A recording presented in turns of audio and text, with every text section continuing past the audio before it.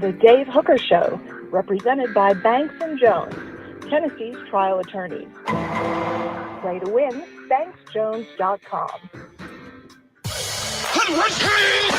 The Dave Hooker Show. A presentation of Off the Hook Sports. Objective insight, expertise, top guests. Available on YouTube, Apple, Spotify, and the Off the Hook Sports app. Download now for free. Also available on offthehooksports.com. I compute and obey. Now to Dave Hooker. Ready. Well, to say we've got a lot to talk about would be an understatement. We certainly do. Tennessee falls short against Arkansas in a game that has to shake your faith a little bit in Tennessee going forward. However, I've got a feeling that Tennessee's going to play really well against Florida, and I'll go ahead and call it they win that game and win that game handily. But we will look back on the Arkansas abysmal performance. I don't have a good name for it, like the Columbia collapse, but I'll work on that. But it was clearly a game in which Tennessee either wasn't prepared to play or not as good as we think. So we'll get into that. Also on the program, can Tennessee still make the college football playoff? We'll visit with a very special guest, Austin Mock of The Athletic. He does their bracketology, which is super cool. Mondays also mean the Warren Report with Jacob Warren. Dylan Sampson said the Vols were lackadaisical during the bye week. Click like and subscribe now. We greatly appreciate you getting on board. So let's go ahead and get to it. Caleb, wow. That's not what we expected on Saturday night. Looking good, buddy. How are you, sir? I am good. Thank you, Dave. That is absolutely not what we expected Saturday night, but honestly, a lot of things we didn't expect to happen happened over the weekend. And True. Dave and I both said we don't know how, we don't know when, and we don't know where, but we said chaos would come to college football last weekend because of the setup of the a bunch of ranked teams. We're playing unranked teams on the road, unranked teams that just barely lost their games that could easily be undefeated. I mean, it was very clear that there were going to be a ton of upsets. I didn't know a ton. I thought, honestly, there would be one or two. Obviously, I didn't think that Tennessee would be one because I picked Tennessee to win handily, and neither one of us predicted Vanderbilt. By the way, Lane Kiffin in the middle of his press conference, did you see that clip, Caleb, where he said – hold on. Oh, he stopped to watch the game? Yes, he said, hold on a second.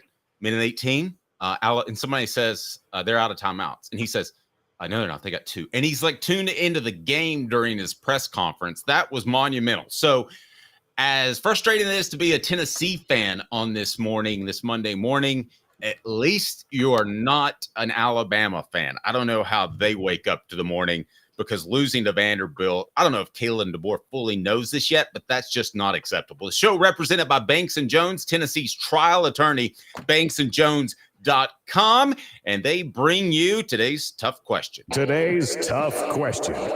Take a side. Take a stand.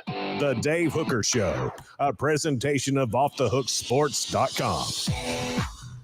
All right. Is Nico Iamaleava the problem? Today's tough question. It's our poll question as well to get us rolling. And we want to hear from you in the comment section.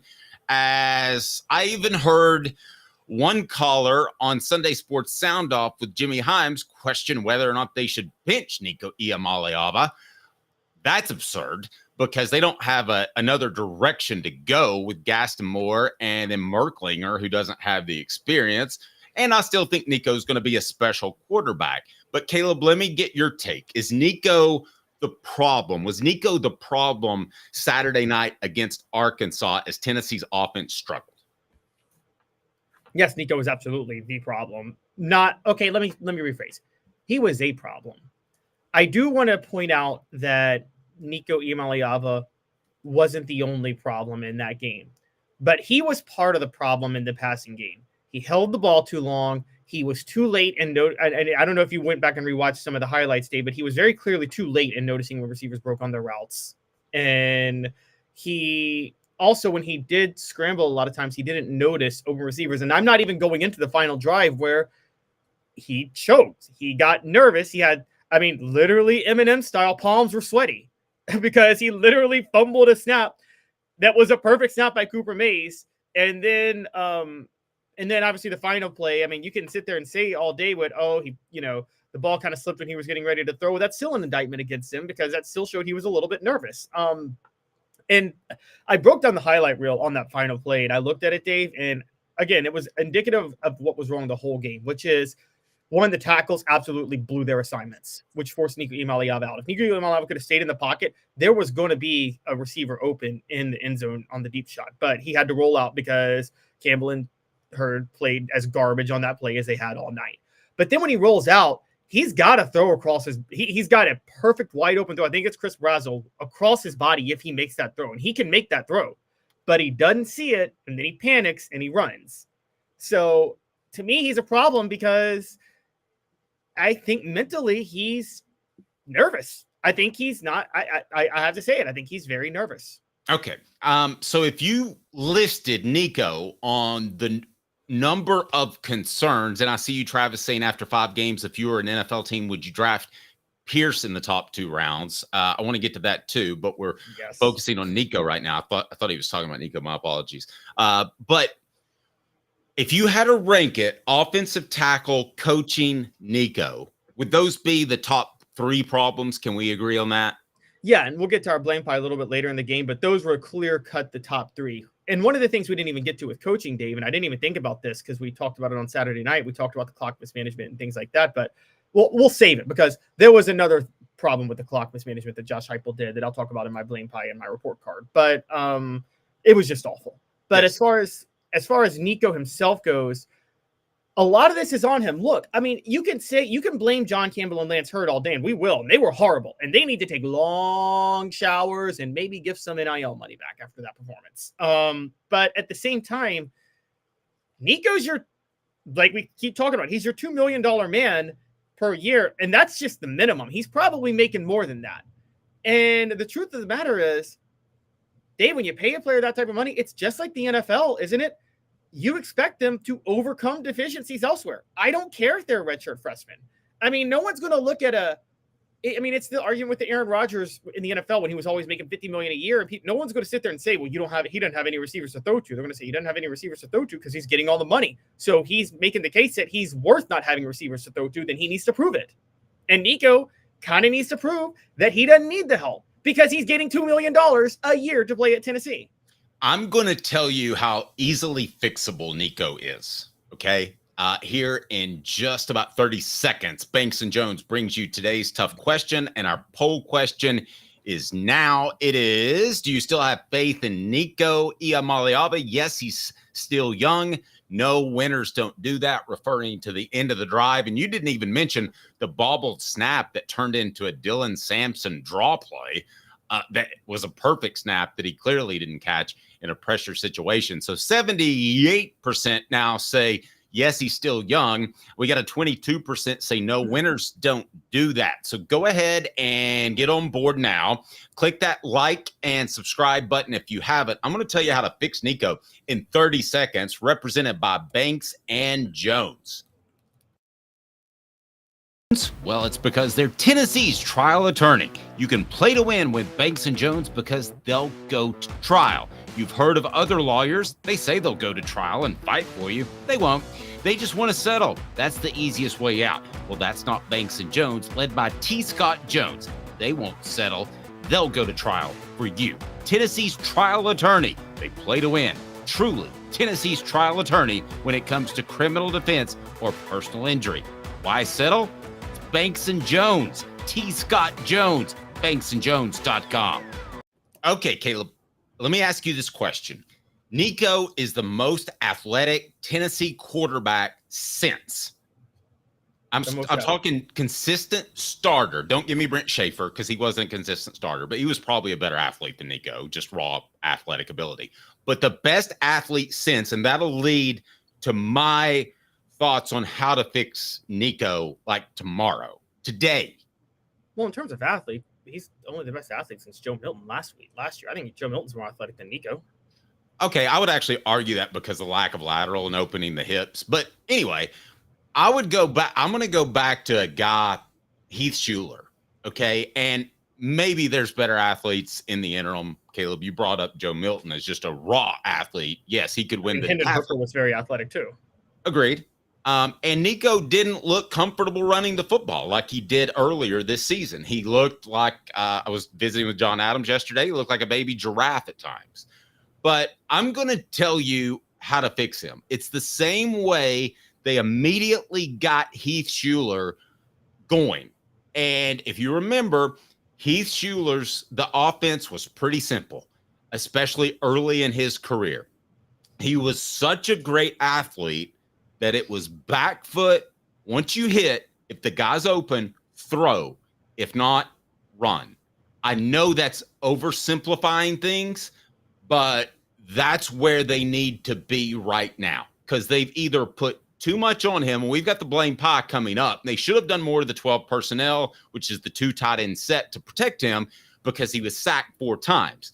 Now, what do you think of that, Caleb, of simplifying the offense, back foot, bam, it hits, you throw or you go? And I had the same idea. I know that Eric Ainge just talked about that on his show, but I really had the same idea. So great minds think alike. Shout out to him. Caleb, what do you think about that idea? I don't love it. And the reason I don't love it, I'm going to be honest. If this was be Joe honest. I love it. If this was Joe Milton, I would agree with you. But like, Nico Iamaleava's arm is too special. This is a guy you want to be able to go through all his progressions. I mean, he's way too special of a passer to not want him to stay in the pocket and learn how to move in the pocket to go through his progressions. Because as good of a runner as he is, and he's a solid runner, that arm is just too good. I want to step back. Even though I'm saying he's a problem, I think it's all mental. Dave, when he does choose to throw, and when he's not nervous, he does make throws that nobody else I've ever seen for Tennessee can make. Quite honestly. Yes. Yeah, I agree with that. Also, a new poll question up, Caleb. And it's, what do you think of throw and go for Nico? Yes, simplify things. No, his arm is too good. Right at 50-50. We'll update you as we go. So, Caleb, the way that Nico ended the game was Joe Milton-like, going back to 2021 against Ole Miss. And I literally have never seen a quarterback jump out of bounds with no time left on the clock in my 25-year career other than twice. And they both happened to Tennessee quarterbacks. At the time, I said that's an indictment of Joe Milton, and he's not going to be able to process things quickly down the line. Is it hypocritical for me to say that I don't believe that's the case with Nico? Now, I went back and did some research. For those that don't know, Tennessee's quarterback, which was Hendon Hooker, and went out of the game, and Joe Milton came in, was also facing a ton of quarterbacks, a ton of pressure. Ole Miss sacked Tennessee's quarterback 5 times, Caleb. So the pressure factor is moot. Also, you could argue Joe Milton came into the game as a backup, so you give him a little bit of the benefit. Am I being a hypocrite saying that when I saw Joe Milton do that, I thought it's over? He's never going to be good. When I see Nico do that on Saturday, for whatever reason, that same thought doesn't go through my mind. And I'm not sure why. I'm asking you, does it go through your mind that Nico might just not be up for the gig? It absolutely goes through my mind, and I do think it's hypocritical. I think there were things that were working against both of them. And then we're going to talk about how Josh Heupel distinguished it in our second segment, in our next segment. But sticking on this one for a minute, Joe Milton, he was thrown into the game on the final drive after riding the bench the whole time. Mm-hmm. Even if you want to say he's older and more experienced, that's fine. But he was thrown into the game on the final drive, trying to lead a game-winning drive when he didn't expect to get in there. Nico Iamaleava had been starting the whole game. Josh Heupel let Arkansas score with the plan of trying to get Nico to lead a game-winning drive. Now, Nico's younger. It was on the road. And also, it does sound like Nico was trying to make a play, but then when he tried to throw it, ball kind of bobbled. I don't know how true that is. That seems like a bit of a cover. We'll get to that. But at the same time, I actually think it might be less excusable for Nico Iamaleava because he had started the whole game. And even if what he's saying is true, what you're saying is true, we're like, oh, you bobbled it, and then you ended up stepping past the line of scrimmage, and it's too late. Well, then try to run for the touchdown, or throw a pass in front of the line of scrimmage, hoping it becomes a touchdown, and then just take the penalty so you live to fight another day. Don't run out of bounds. Nah, I agree. What do you think of throw and go for Nico? Yes, simplify things. No, his arm is too good, about 60-40 down the line. So we'll continue to take your votes for that. Russ says Joe Milton was a multi-year senior. Nico is a multi-year freshman. He wasn't a multi-year senior in 2021. He would have been a junior, right? Yeah, he would have been a fourth-year junior. Okay, with the whole COVID year, it gets messed up. But no, I firmly believe that this is different. And perhaps it's because of other things I've seen by Nico leading into the season. Now, granted, Caleb, those other things I have seen from Nico are against way lesser opponents. So how many laser incredible throws have you seen against quality opponents before we move on? Because there haven't been a lot. The Dante Thornton catch on the final drive was more about Dante Thornton than it was the throw. Would you agree with that? Yes, I agree. No, I don't think the throw was bad. I thought the timing of when Nico threw it was bad. It wasn't bad, but it was up for grabs. It was like the Eli Manning catch. I mean, that was more a catch than it was a great throw. Remember David Tyree catching against yeah, I mean, to me, that was a chuck into coverage. Hope something happens. I totally agree. By the way, so was Jalen Milroe's touchdown pass to Ryan Williams. We don't want to say that, but that was a pass into double coverage that Ryan Williams made the play on. But yes, I agree. That was just a chuck it and see what happens. I haven't seen as many, particularly against good competition, but I have seen Nico make some throws that I just haven't seen other Tennessee quarterbacks make. And maybe we'll get into this, but they're not being aggressive enough with them, maybe. Mm-hmm. Yeah, I can't argue that. Portions of the program are brought to you by our friends at Quality Tire Pro. If you're in Chattanooga, any work on your car, the Eberle family has been serving Chattanooga's community since 1957. All major brands of tires, full service automotive brakes, alignments, oil changes, and more. All work is covered by a nationwide warranty. Cherokee Blvd or online. Tell Bo that we said hello. QualityTirePros.com. QualityTirePros.com. All right, so we get to more talk about Nico now. It is What the H? And it's brought to you by Medicare Misty. Wherever you're watching, Medicare Misty is licensed in over 40 states, and there's no charge for her Medicare services. She'll save you a ton of money. What the H? Say wham. What the H is, how about right now? What the?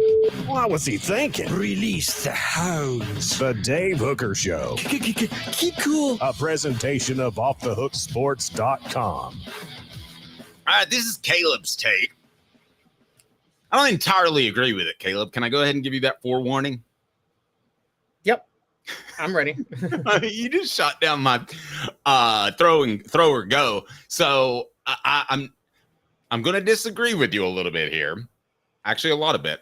But you think that Josh Heupel threw Joe Milton III under the bus to protect Nico on Saturday. Why? Absolutely. Not only did he throw Joe Milton under the bus, you say I use the word a lot. I'm going to use it again. He admitted basically to gaslighting us all for 3 years on Joe Milton when we were all critical of him. Okay. So gaslighting is again what? Propping him up, telling you. No. Gaslighting is making you feel crazy for believing something that's true. Okay. Yeah. So he gaslit us into believing that, we saw that Joe Milton has issues and he can't play, but Josh Heupel was just insisting, no, you guys don't know what you're talking about. Y'all are crazy. Joe Milton can play. So that was gaslighting. So when asked about, we just compared it, guys, when asked about the difference between Nico Iamaleava and Joe Milton III, given what Josh Heupel had said about Joe Milton the entire time he was at Tennessee, Dave, wouldn't you just say that was a mistake by both quarterbacks? Quarterbacks make mistakes and they move on, right? Well, yeah, maybe, but what he said, go ahead and get to it because I don't have a problem with it. Josh Heupel said, quote, different situations. Older quarterback versus first-year guy experienced. Basically saying it was way more inexcusable when Joe Milton III ran out of bounds. Now, Dave, you can say that. I can say that. But this is the same. More excusable with Nico running out of bounds, not Milton. That's what I'm saying. Yeah, he said, I said more inexcusable with Okay, Joe Milton gotcha. running out of bounds. Gotcha. You can say that. I can say that. Josh Heupel, for 3 years, was trying to tell us there was nothing wrong with Joe Milton's game at all. And now, when he wants to protect his investment in Nico Iamaleava for making the same mistake, all of a sudden, let me come out and let you guys know why Joe Milton made a mistake in 2021 that was inexcusable. Even though after he made that inexcusable mistake, where, as Heupel made it very clear, that implicit in what Heupel said, Dave, is there's no excuse for Joe Milton to make that mistake because he was so experienced. Fine. You stuck with him as your quarterback, as your backup in 2022. You stuck with him in 2023. You didn't start Nico when a lot of people thought you should have. And on top of that, you didn't go after another transfer. You ran Taven Jackson off to Indiana. You had your plan to stick with Joe Milton as your starting quarterback in the middle of 2021 during the 2023 season when you saw him make a play that you now imply to us was totally inexcusable. I'm sorry. This is so anathema to everything Josh Heupel was telling us about Joe Milton for 3 years now, that even if it's true, it's ragingly hypocritical to come from him. Okay. What the H brought to you by Medicare Misty, why Josh Heupel said the exact right thing. 30 seconds from Medicare Misty. 19 years this year. I've been in the community since 1993. You're getting a lot of information. Unlike when you were working, they made the choice for you. Now you have to make the choice. Come to us and let us help you make it easy. Call Medicare Misty, MedicareMisty.com or 423-777-5577. Let us help them sleep at night. And we call her Medicare Misty. All right, Caleb, here's why I differ from you. Yes, Joe Milton was propped up to some extent, Caleb. I agree with that. I've got no issue with that. However, I think he was propped up for good reason. Now, you're going to absolutely hate what I'm about to say, but I have talked to people that have been at practice and thought that Joe Milton heading into the 2021 season was the better quarterback, but it was close. Now, I know that you don't think that's the case, and a lot of people have questioned that, but I've been told that by people that saw practice at the time. So I'm going to defend Josh Heupel for starting Joe Milton. In retrospect, it was a bad move. Hendon Hooker was the better quarterback, right? Yes, absolutely. Okay. But when Joe Milton goes in there and runs out of bounds, I believe that was an indictment of his play. And I don't think it's throwing him under the bus for Josh Heupel to say different situation, because it is a very different situation. And also, to be real honest with you, what's he supposed to say? Because the two plays look so eerily similar, it would be a cause for panic in Knoxville, and probably has been. Of all the things that happened on Saturday, other than the final score, wasn't that the most troubling, or would it have been the offensive tackles or coaching or Dylan Sampson saying they're lackadaisical in the bye week? I still don't get that. And we'll get into that blame pie part a little bit later, but no, I don't have a problem with what Heupel said. I think he wanted to say more. I think he feels on the defense about Joe Milton and the selection he made from the get. And that's troublesome to me because he's stubborn. But I don't have a problem with how he's handled the quarterbacks. And now in retrospect, let me retract the argument that I made last year that you should bring Nico in instead of Joe Milton. I mean, clearly, if he's not ready now, he wasn't ready then when he was skinnier, as you pointed out, and had a bad wrist earlier in the year. So I'll take that back. In other words, as goofy as it sounds to you, I think Josh Heupel has handled the quarterbacks quite well to this point. Okay. A couple of things to unpack there. One, let me just ask you this. I know that Caleb's really disagreeing with me when I get the pause.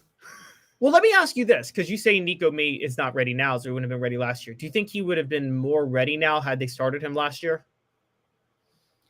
Yes. Now that's a different argument. If you want to say, get him ready for 2024, play him and realize that you could have some struggles. Now, there also is the argument, Caleb, that Joe Milton had the locker room and that Joe Milton was a good or well-liked guy. I think that's overplayed, but you? I don't think it's overplayed, but I think once Heupel went into 2023, because of his original sin of sticking with Joe Milton, his hands were tied. I'm going to say this. I have been very critical of Josh Heupel choosing to start Joe Milton over Hendon Hooker at the beginning of the 2021 season. And I know what you say about what people saw at practice. I still don't believe it. That's fair. I think Josh Heupel was I think Josh Heupel wanted Joe Milton to be his guy from the start. And that's because Joe Milton was his guy that he picked. Now, he did go to Hendon Hooker early. I give him a lot of credit. The reason I can't give him credit or can't defend what he said over the weekend, Dave, is not about the starting Joe Milton at the beginning of the 2021 season, while that was inexcusable. It's also the fact that the Joe Milton running out of bounds incident wasn't when he was starting Joe Milton. It was later in the year when Joe Milton came in and he did that. You saw that. Josh Heupel saw that in 2021. He's acknowledging now that was an inexcusable mistake by Joe Milton beyond what Nico Iamaleava made. Yet he still, in the middle of the 2021 season, made no plans for 2023 to have a quarterback after Hendon Hooker. Still made it all about Joe Milton being his guy in 2023. Why? If you knew that was inexcusable, then if you knew Joe Milton is prone to those mistakes, why would you do that? This is why I don't believe him. I think Josh Heupel threw Joe Milton under the bus. And the real crux of the story, Dave, is he threw Joe Milton under the bus because he's overprotecting Nico Iamaleava. He is keeping him bubble wrapped. I agree with that. And Timothy throws in a super chat. You're welcome to do so. It will go to Quincy Calhoun. That is Caleb's now 4-month-old son, I think. Crompton is right. Heupel doesn't really trust Nico. Jonathan Crompton does some work with another online entity, and he's done stuff with us from time to time. And he has said that Heupel doesn't really trust Nico. Well, I tend to agree with that, with the fact that Nico's not throwing the ball over the middle, a la Joe Milton, with the fact that Nico, to me, is not running the football as much. I don't think he trusts him maybe from a durability standpoint. But I also think this. I think he wants his quarterback to play at a high level. And while we're going to get into the blame pie idea of it, I think that Tennessee forced the issue in terms of trying to get the ball downfield. And that's the one way that Arkansas was not going to get beat on Saturday. Yeah, no, I agree. And by the way, that's the one way Tennessee could struggle all year. We heard way too much. This is maybe another topic, Dave, but we heard way too much about Nico Iamaleava. I put money on him to win the Heisman. It's not like Josh Heupel ran from the hype surrounding Nico Iamaleava. Is that fair to say? And here's my biggest concern. And here's my biggest concern for Nico. There is going to be a poster boy at some point of NIL gone wrong. That a guy got too much on the front end, the pressure was too much, and he left the school that he was in. And I hate to tell you, but Nico's the front runner for that right now. And part of that is on the University of Tennessee, the fact that they promoted his Beats by Dre thing. I want him to make all the money he can. But I had a problem with that, the university getting involved with his individual promotions, Caleb, because then you're just increasing the hype. And we're part of it, but we were never led to believe that he could be a question mark heading into the season. Josh Heupel never said anything to the extent of, hey, we got a freshman quarterback. We're going to see what he can do. That wasn't the case. The feel was full go from the get, right? I totally agree. It was a huge mistake. All right. The Warren Report with Jacob Warren coming up, brought to you by Peak IV Hydration. That was What the H, and it's brought to you by Medicare Misty. 2 minutes, and then Jacob Warren off the Hook Sports. 19 years this year. I've been in the community since 1993. You're getting a lot of information. Unlike when you were working, they made the choice for you. Now you have to make the choice. Come to us and let us help you make it easy. Call Medicare Misty, MedicareMisty.com or 423-777-5577. Let us help them sleep at night. And we call her Medicare Misty. Now in its 45th year, the second and third generations continue Joe Neubert's commitment. His vision of what this business needed to be, we still try to live up to that. If we wouldn't put our family in it, we're not going to put their family in it. If you're going to say that you're doing the best work in Knoxville, now saying it's one thing, producing it and providing it's another. The largest family-owned collision center in Knoxville is Joe Neubert Collision Center. Are you ready to get strong? At NFC, we offer top-notch weight training and functional fitness, so you can build strength and improve your performance. Join today at nfc1.com or stop by any one of our 7 East Tennessee locations. Why Banks & Jones? Well, it's because they're Tennessee's trial attorney. You can play to win with Banks & Jones because they'll go to trial. You've heard of other lawyers. They say they'll go to trial and fight for you. They won't. They just want to settle. That's the easiest way out. Well, that's not Banks & Jones, led by T. Scott Jones. They won't settle. They'll go to trial for you. Tennessee's trial attorney. They play to win. Truly, Tennessee's trial attorney when it comes to criminal defense or personal injury. Why settle? It's Banks & Jones. T. Scott Jones. BanksandJones.com. The Dave Hooker Show, represented by Banks & Jones, Tennessee's trial attorneys. Excuse me, Your Honor. Play to win, BanksJones.com. Who's this guy? Hello, who is it? The Dave Hooker Show, Who? a presentation of Off the Hook Sports, What? YouTube, Apple, Spotify, and the free Off the Hook Sports app. Back to Dave Hooker. Let's bring this guy in here. The Warren Report, brought to you by our good friends at Peak IV Hydration. He's still sporting the orange, which he certainly should be after a crazy game at Arkansas. Peak IV Hydration, want to take a moment to tell people about Peak IV Hydration. And it's fantastic. And it's in South Knoxville and Sevierville. If you're not there, though, you can go, if we can drop that in the chat, peakivhydration.com, and you can order the patches that I've had for energy or that will hydrate, rejuvenate, and elevate your health. Jacob, you've done the actual IV treatment, and it's for realsies. It's for real. Yeah. Truthfully, something that a lot of people, again, don't think about, you know what I mean, in regards to how they feel or maybe their health or anything, but hydration, staying hydrated and continuing to, you know, get your body the supplements that it needs and just all the water and everything that Peak Hydration comes with. Man, the patches, actually going to the shop, everything has really helped me out in my personal life and my career. I used it all throughout college. For sure, something I 100% recommend if you're just looking for, you know, something that, like you said, give you some energy or just keep you on the right track. Awesome. Okay, Jacob, let's get into this. And I want to start with Dylan Sampson, some of his comments after. He said that Tennessee was a little lackadaisical in the bye week. Now, I've heard players say stuff before that really they just kind of said to kind of move forward and really wasn't true. But I hear lackadaisical, and that perks my ear up because you had a bye week to prepare, and it was a road trip. I don't believe in the term trap games when Tennessee's trying to win a national championship. So Right. What did you make of those comments, lackadaisical?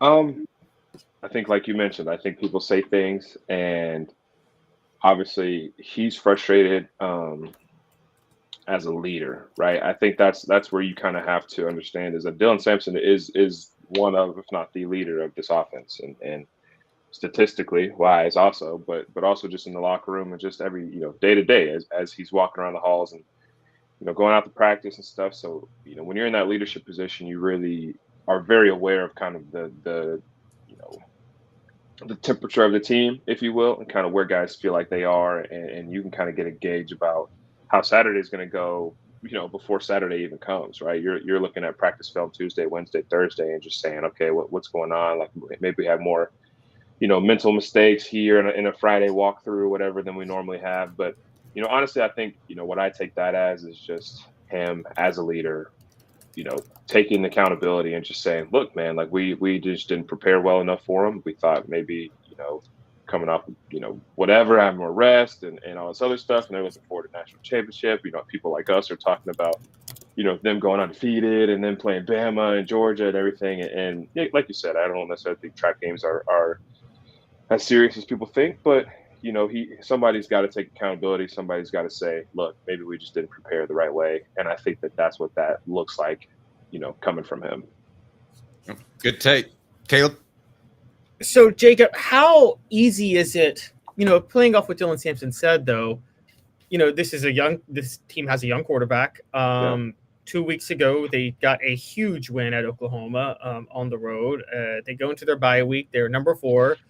How easy is it, even though it's a bye week, to get lackadaisical and have that infect you if you're not careful? It's very easy. I think every team, this is kind of something I really wanted to drive home today too, is that every team has its own identity, right? I think last year's team, did a good job of taking adversity, taking trials, taking things like that, bouncing back. And then the next game, everybody forgets about the mistakes made last game, whatever. Not obviously, but you know what I'm saying? I think this is an opportunity for a team like this to, again, just learn how to accept things like that, because there's a lot, like you said, there's a lot of young guys, a lot of new guys, a lot of people that haven't quite been in this experience before. Unfortunately for me, I've been in this situation a couple of times, and definitely, as a young player, you definitely have to figure that out, right? Because you come into a situation in a system where, we expect to win games. I know Ollie Lane, I'll reference Ollie, shout out Ollie, I haven't seen him in a little while, but Ollie, mentioned how, when Hype got here, there's really started to be an expectation to win games and to win games by a lot of points, right? And so when something like that happens and you're just a young guy, you come in, you think that that's just the way things go. And I think that, I'm not saying it's necessary that you drop a game like this, but I think it is important for younger guys to kind of see, like, yeah, dude, if what Dylan Sampson is saying is true and they didn't quite put enough effort in the bye week or whatever, that's a lesson that they're going to learn and that they will learn. I think Coach Hype won't let that go unlearned. And so, obviously it stinks and whatever, but obviously with the structure of how college football is nowadays, you never know.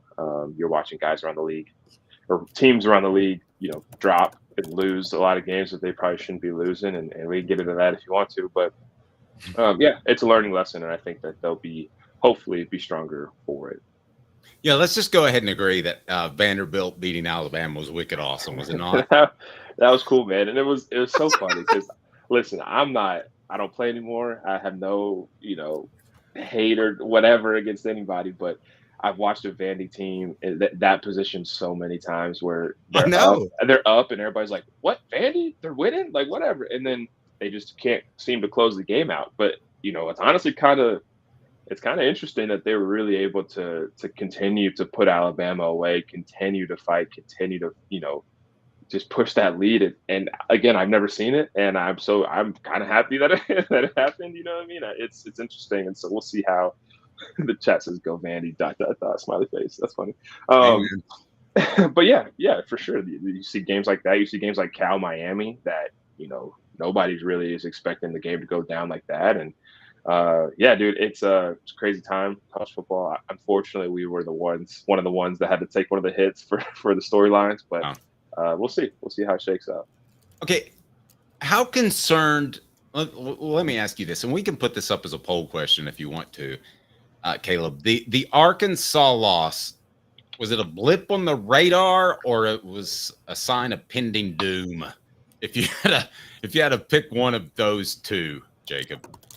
I think it's just a blip on the radar, man. Truthfully, I really do. Like I said, I've been in the situation before, and loss is a part of competition, and I think that's a loser's way of saying it. That's for sure a loser's mentality, and I don't necessarily love that. But now that I'm able to kind of look at it from a different lens and just kind of see see everything transpire in front of me and not be so emotionally wrapped up inside of it, I'm able to say like, yeah, like loss is part of it. And I just hope those guys, man, they keep their head up because it's a good team, dude. I see, you see all type of stuff, and it stinks that anytime you lose a game and all this negativity talk and stuff starts coming around. But this is a good team, and I still believe everything that I've said. I still think that they're a contender. I still think that they have an amazing offense. I still think their defense is extremely strong. They held their offense to less rushing yards than Dylan Sampson had total, right? So there's things that you still have to hang your hat on, right? I think you're still pretty physical in the line of scrimmage. I think just is that Armstrong, that wide receiver number 2, I think he had an amazing game. I think he had the best individual performance versus Tennessee, I think, of anybody this season. And so when you have a guy like that I think received for over 130 yards or something like that, and is able to have those big plays whenever, your defensive front is holding strong, it's tough, right? And that's how you win games. You make plays when it counts, and that's what Arkansas did. The Arkansas loss, our poll question was a blip on the radar, a sign of pending doom. That's a good poll question when it's exactly 50-50 down the middle. Caleb? So, Jacob, you're right. I'm with you about the defense. I don't blame them at all for that game. I think they got tired towards the end, which is why that final drive happened. For sure. But, I do have to ask you about the offense a little bit because this isn't the first time the offense hasn't looked great this year. It's actually kind of the third time against Power 5 competition the offense hasn't looked great, at least the passing offense. And sure. I get what Dylan Sampson was saying about the lackadaisical production. But are we sure at this point that this isn't a trend? Because the offense only scored 2 touchdowns. And, I mean, you've been in games where may have been a lackadaisical bye week or off week, but aren't you able to turn it on in the fourth quarter when you're like, oh, no, we're kind of in trouble. We need to make something happen. It's just sometimes too late. They never turned it on. Yeah, I think I was literally just talking about this before, too. There's always been situations where your defense kind of holds you in a game, right? And your offense is struggling. Your offense is truly just grasping for anything that they can find as far as what schemes are going to work, what details do we kind of need to change about how we're running the ball or whatever you want to call it, what concepts do we need to run on the perimeter, whatever. And, I think – I guess I just lost my train of thought. Sorry. No, that's fine. Sorry, ask it one more time. I was just saying, are we sure that these issues, if it's just lack of focus in the bye week and having an off day, I get it, but are we sure these issues aren't part of a larger trend with Tennessee right now offensively? Yeah, there's no telling. Honestly, I don't think that it is. My personal opinion, like I said, that's what I was kind of trying to get to is I've seen it happen, man, and I've seen it kind of just be a part of the offense, and it's just a part of things you have to grow to. You also have to think about the fact that, there's a couple people on that Arkansas defense that know this offense really, really well, right? And we don't have to talk about the different people, but when you get transfers out, there's pretty impact players that go other places and now start having an impact against you, right? So I'm not saying that, there's somebody that knew everything we were doing or whatever. I don't want to get into that at all. But you do have an offensive center, right? Offensive lineman that played in this system for a few years. You have a safety that played against this system for a few years. And so I think just going into that game with knowledge of our offense, I think that's really when this offense struggles, is when they play competitors that have either seen it many times before or have people, coaches, players, whoever involved in their program that have been at Tennessee or at, a Josh Heupel school. And you kind of see it being a trend where they run into issues whenever, people kind of start getting a beat on what's going on. And, again, like you said, I agree 100% with you, is I think the defense played well. If they can hold the team to 19 points, I think this offense should be able to win every single game. And if they're not, that's a problem, right? And so I think that's kind of where you're getting at, is we will see as it goes along if that continues to be a trend or if that's just something that, we kind of got to shake out at the beginning of the season. I want to throw a couple of quick hitters at you if I can, Jacob. And number one is Josh Heupel being too protective of Nico. In particular, I hate it when talking heads talk ball because you know more about you've forgotten more about football than I'll ever know. So it kind of gets on my nerves when people do that, but I'm going to do that. I don't understand why there wasn't more of a focus on throwing over the middle. I get it last year with Joe Milton, who had some accuracy issues and the ball could get tipped, and that's a scary place to throw a ball for a coach. I've been around other teams that had that issue. But I think Nico's laser accurate, and it felt like they were only playing hashes out. That didn't make any sense to me. I think again, not a coach. You're not a coach. I appreciate you for recognizing that piece of it. But I can't tell you. I think that as a player, you sit there and even as the game's going on, you're kind of seeing things as you see them on the field. And I think that that's a big responsibility for players to come off to the sidelines, feel comfortable enough saying, hey, like, I think this, like, I think this might work. Hey, can we run that glance instead of the out route? Or can we run, this instead of that? And I think there's so much, obviously, this is why we pay our coaches millions and millions, hundreds of thousands of dollars so that they can see things like that and make adjustments. And I think adjustments are made. I think it's just kind of hard to tell sometimes about, people just get so hyper-focused on this one thing. Oh, the middle of the field's open, blah, blah, blah, whatever. And it could just not be in the cards. There's for sure a certain number of plays that teams go into games with. You would think some of them would attack the middle of the field regardless of what the defensive structure looks like. But sometimes you go out there and get something completely different you thought you were going to get. The film shows one thing and you go out there and you get another thing. And those are things that I don't know as a VFL now, if you will. I don't know those things. Like as a player, I could keep secrets all day, and I could come on here on the Sunday show, or I guess Monday show now. I would come on this Sunday show, and Dave, I would lie straight up to you. I would lie to you. I'd say, nah, dude, we thought they were doing this, blah, blah, they came on this, but there's certain things I just don't know anymore. So, it could be a multitude of reasons. And again, it stinks that it seems so easy to see these mistakes or to see these opportunities. And I don't think it always necessarily is as easy as it feels. And I know you're aware of that. So yeah. I can appreciate that. I'm going to throw something at you that is me oversimplifying things, and feel free to call me crazy. Okay. Feel free to say, hey, Dave, have you been to the Hemp House, the premier hemp dispensary online with a wide variety, great selection, and strict standards to ensure you only receive the best in CBD or Delta products? Hemp House Chat with 2Ts.com, Hemp House Chat with 2Ts.com. Use the promo code HOOK for 10% off, HOOK for 10% off. Here is my thought on how to fix everything. I was around a quarterback named Heath Schuler. I'm sure you know of him. Yeah, I know. And early in his career, they simplified things because he was such a great athlete. And it was hit your back foot and throw or go. And that meant throw or run the football. Oversimplifying things. Yeah. I think that would work with Nico. I think it would make him more decisive. Just what are your thoughts? Yeah, I agree. I think that Nico is for sure a talented enough quarterback to give all the responsibility, give him all the checks and stuff. But, as it goes, we see that the most success, it seems like, is when he's able to truly just drop back. Cool. I'm protected. Let me hit my foot and let me get this ball up in the air. Let me hit somebody in stride. Let me hit, somebody on timing, whatever. Or he's also super successful when he's able to get out of the pocket, like you said. So, I don't think it's a bad strategy. I think it doesn't necessarily fit, who this offense is and what this offense is mostly about. But I think that,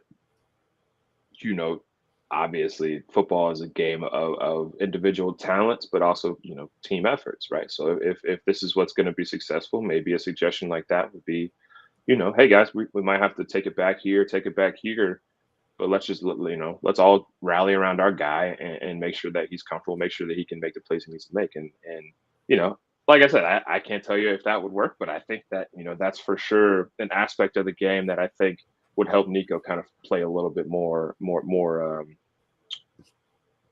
question-free, I guess. You can kind of eliminate, like you said, simplify it, eliminate all the different possibilities.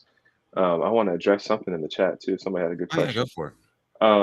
Timothy McGee, he's just asked me, he said, if the tight end, if the line's having trouble, why not just lead 2 tight ends in the game for blocking, right? And I think this is something that, I usually address whenever I see it, just because I was a tight end, right? Am a tight end still. And it sounds good, right? It all sounds really simple. I think, there's nuances as far as the defense, right? We just got to talk about the defense giving different looks, right? When a defense is playing a certain look and you prepare for it all week, it's not as easy as just going 12 personnel, which for those that don't know is just 2 tight ends. Going 12 personnel can kind of change up pretty much everything you're looking at, right? So I think if your offensive line is struggling, yeah, maybe bring in people to help them, but 12 personnel might not always be the answer. But I like where your head's at.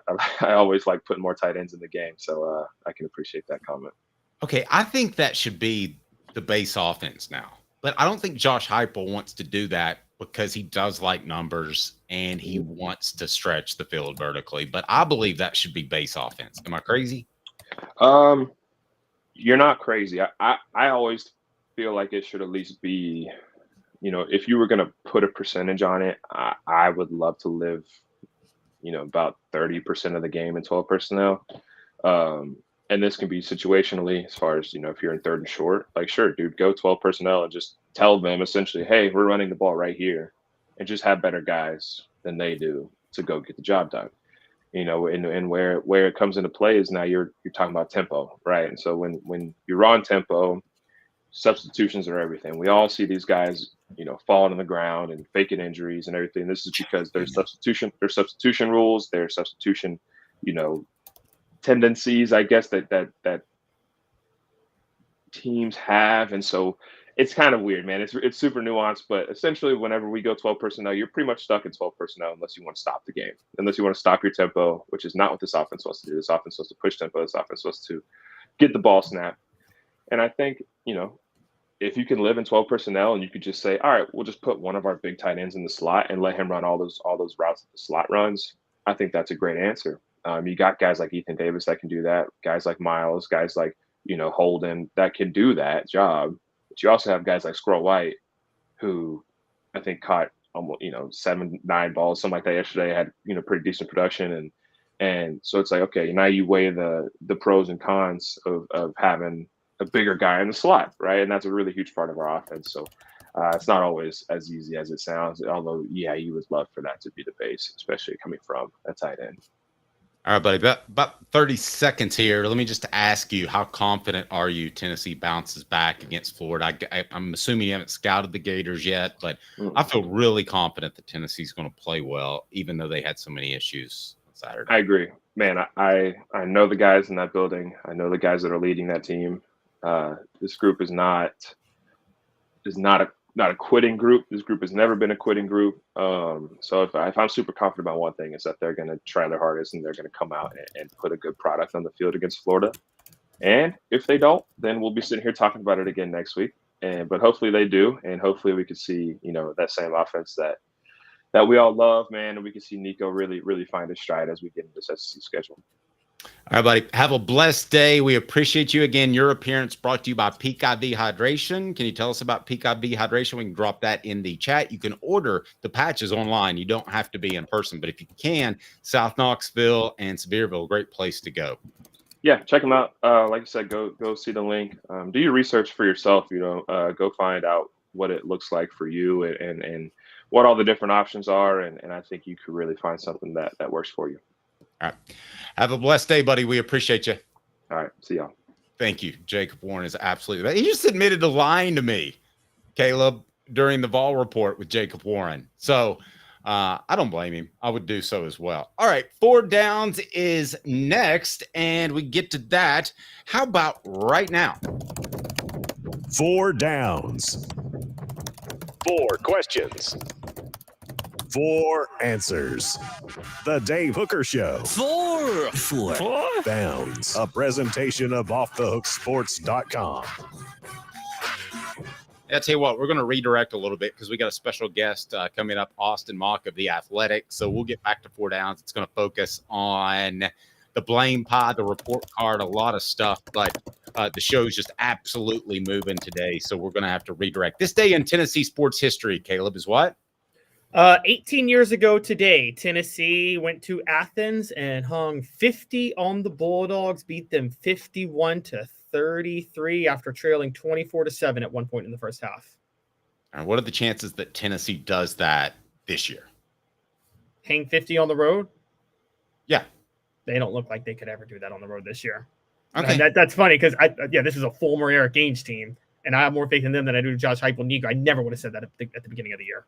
I think you're too far down that road, but we're going to visit with Austin Mock here momentarily with The Athletic. What exactly does Tennessee have to do in order to make the college football playoff? Yes, it's still a possibility, about 50-50 based off what a lot of people are reporting. Austin does a great job of projecting this, so hang tight. What Tennessee has to do to make the college football playoff after that very disappointing loss in Fayetteville, the toothpick state. Stay tuned. He's Caleb Calhoun. I'm Dave Hooker, Off the Hook Sports. Commercial Bank is your neighborhood bank. What makes us different from other banks? We understand that every customer has unique opportunities, challenges, and financial concerns. We don't expect you to fit into the same box as the next person or business. Whether it's purchasing a home, saving for your child's future, or planning for your next vacation, we're with you every step of the way to navigate life's big decisions. Commercial Bank. Life made better.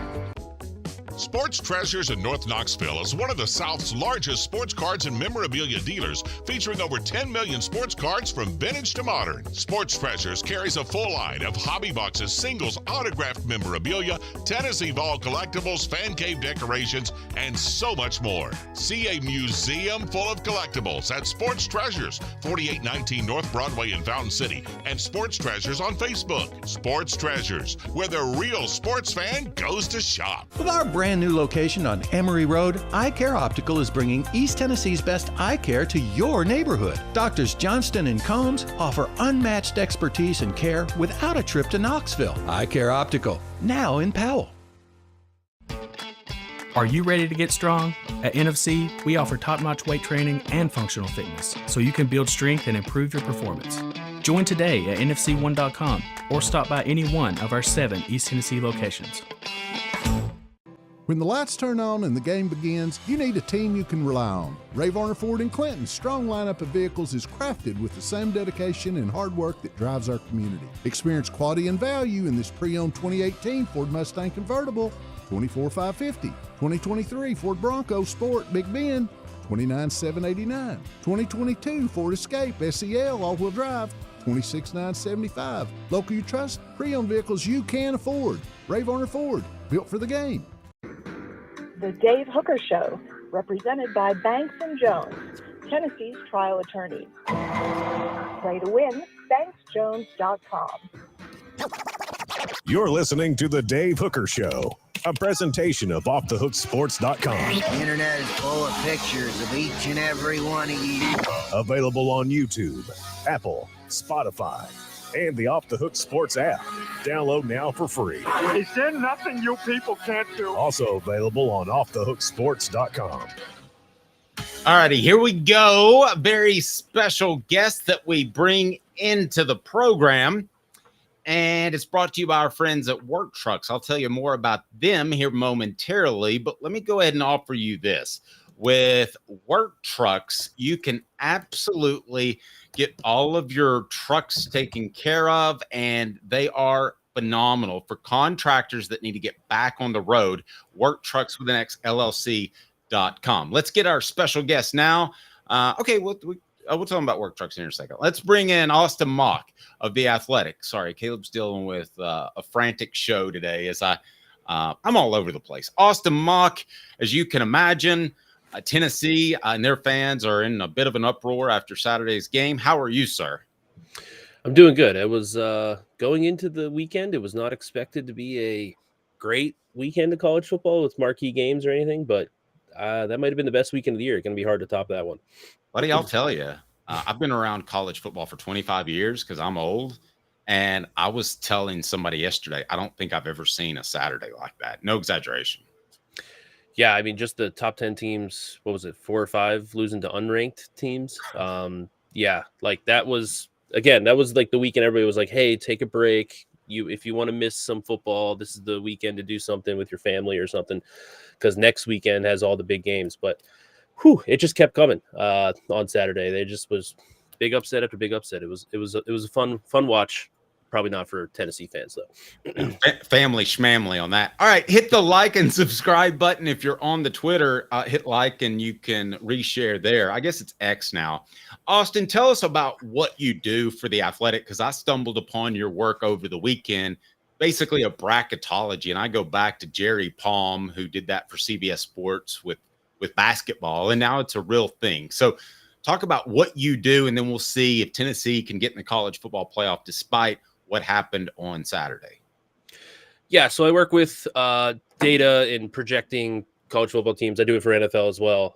And, when the college football playoff started back in 2014, we had this committee selecting the process. And I, a few years ago, I was like, I don't really see many people trying to predict what the committee is going to do. So I created, based on resume, based on your strength of schedule and record and whatnot, I tried to predict, based on what past committees have done, predict the playoff, and now we have a full blown bracket. So I simulate the whole season.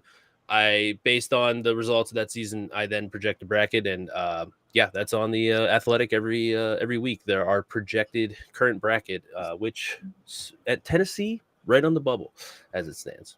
Well, I was going to ask you about that. So if we have the first college football playoff committee show on Wednesday, is Tennessee in the 12 if it were Wednesday?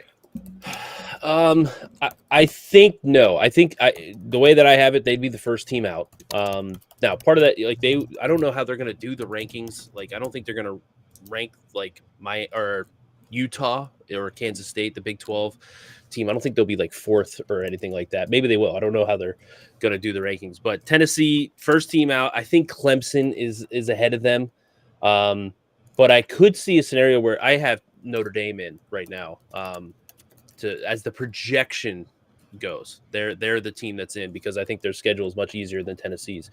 But I think the loss kind of knocks them into probably that 10, 11, maybe the 13th overall seed, because the 12th seed is probably going to go to a group of 5 teams. So they're right on the bubble.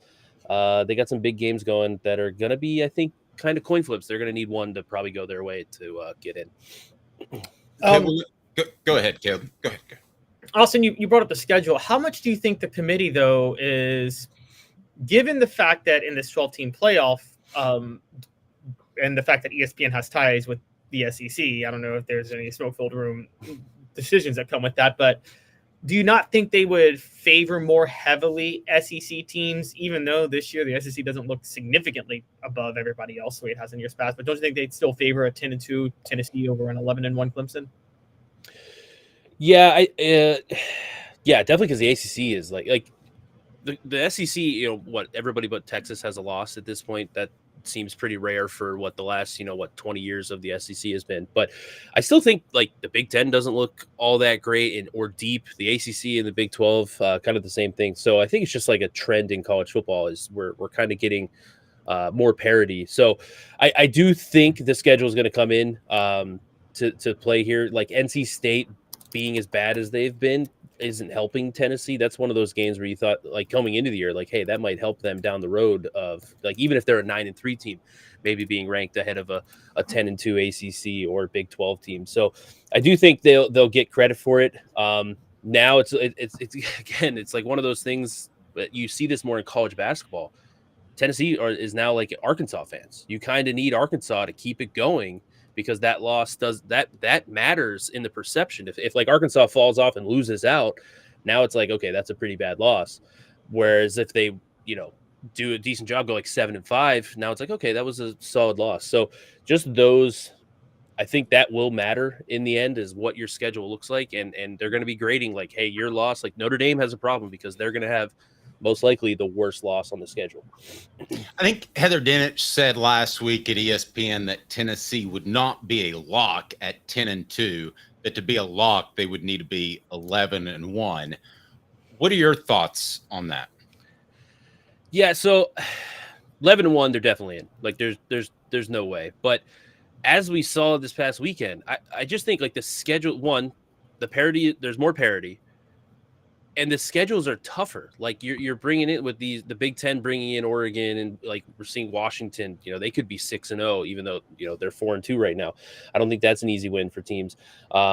Oklahoma hasn't really been amazing this year, but I don't think that's an easy win by any means. So I think we're going to see, like, I don't think it's going to be like 10-2, 9-3 is definitely out. 10-2, you're on the bubble. The way it's shaping up, like, I think 10-2 it almost like gets you in at this point, because I don't know how many teams right now. Again, everybody but Texas has a loss in the SEC already, and we're not even halfway through the season for most teams. So are we going to say like everybody's going to end up 10-2? Like Georgia has a really tough schedule. 9-3 Georgia, they're for sure going to still be on the bubble there. So I think 10-2. I don't want to say it's a lock, but I'd probably say it's probably in the range of like, I think like 75% of the time that Tennessee goes 10-2 that they're going to make the playoff. All right, Caleb, go ahead and jump in there, sir.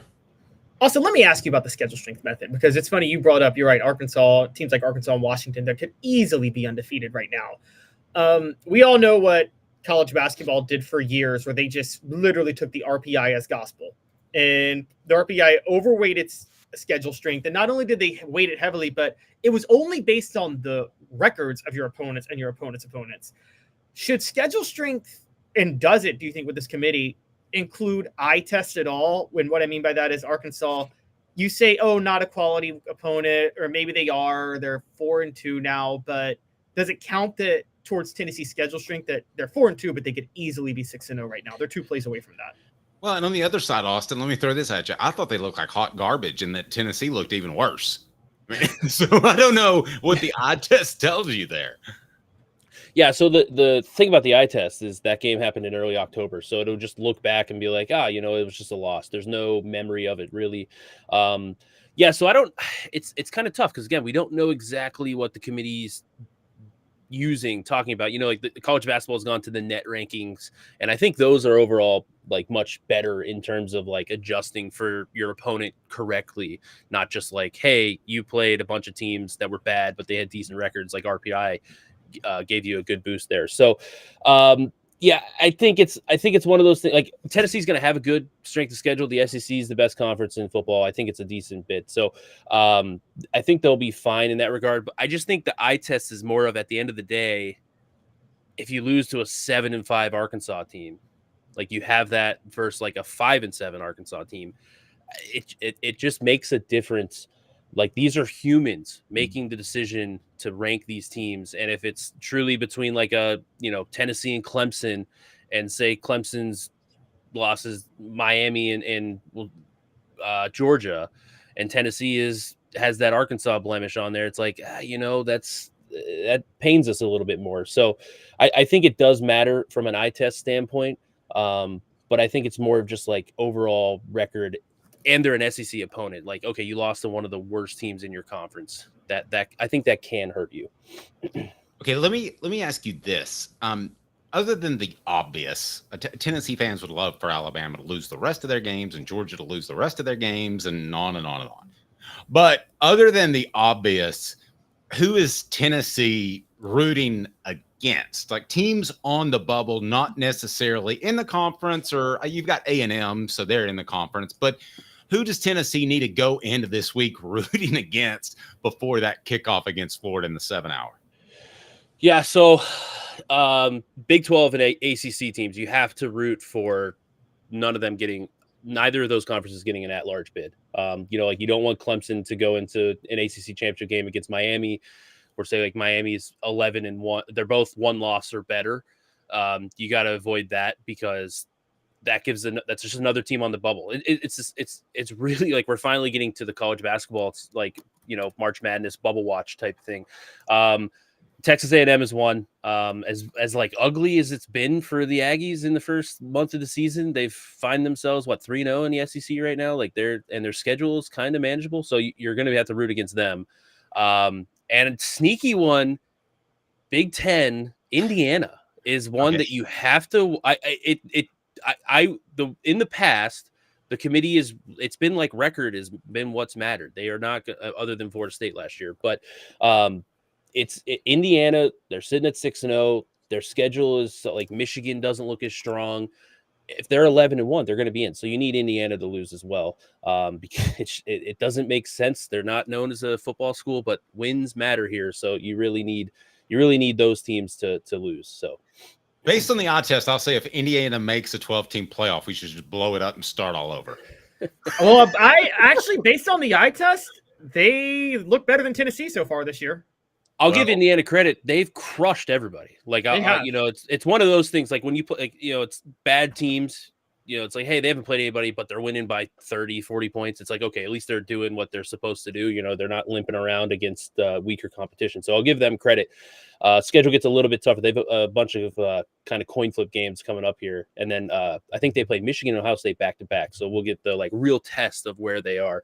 But yeah, Signetti's won. He was at Elon. He turned them around, and then he kept it going with James Madison. So I think he's a good coach. But yeah, Indiana, not many people at Indiana being like, they're on the bubble. I have them as the second team out right now because of how their schedule works out with they just have Michigan, Ohio State. If they take care of business other than that, like 10-2 Indiana with losses to Michigan, Ohio State, when you're comparing resumes, it's what we're going to be doing. Like what's 10-2 Indiana with losses to Michigan, Ohio State versus say 9-3 Tennessee.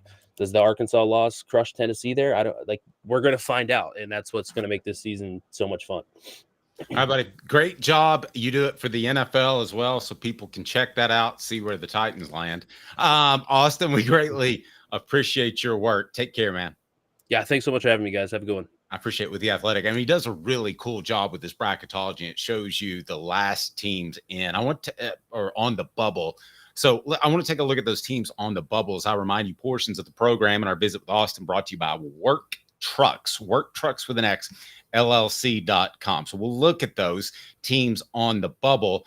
Work Trucks, man, all about trucks that are actually available, trucks that help you maximize your profits by having the right work vehicle. Now, time is money. The perfect work vehicle doesn't break down and has all the space to carry what you need. That's what Work Trucks is intent on offering, while other dealerships just can't do it. Contracting is about time. Work Trucks saves you time with less back and forth trips and trucks that pass the highest standards to be put to work.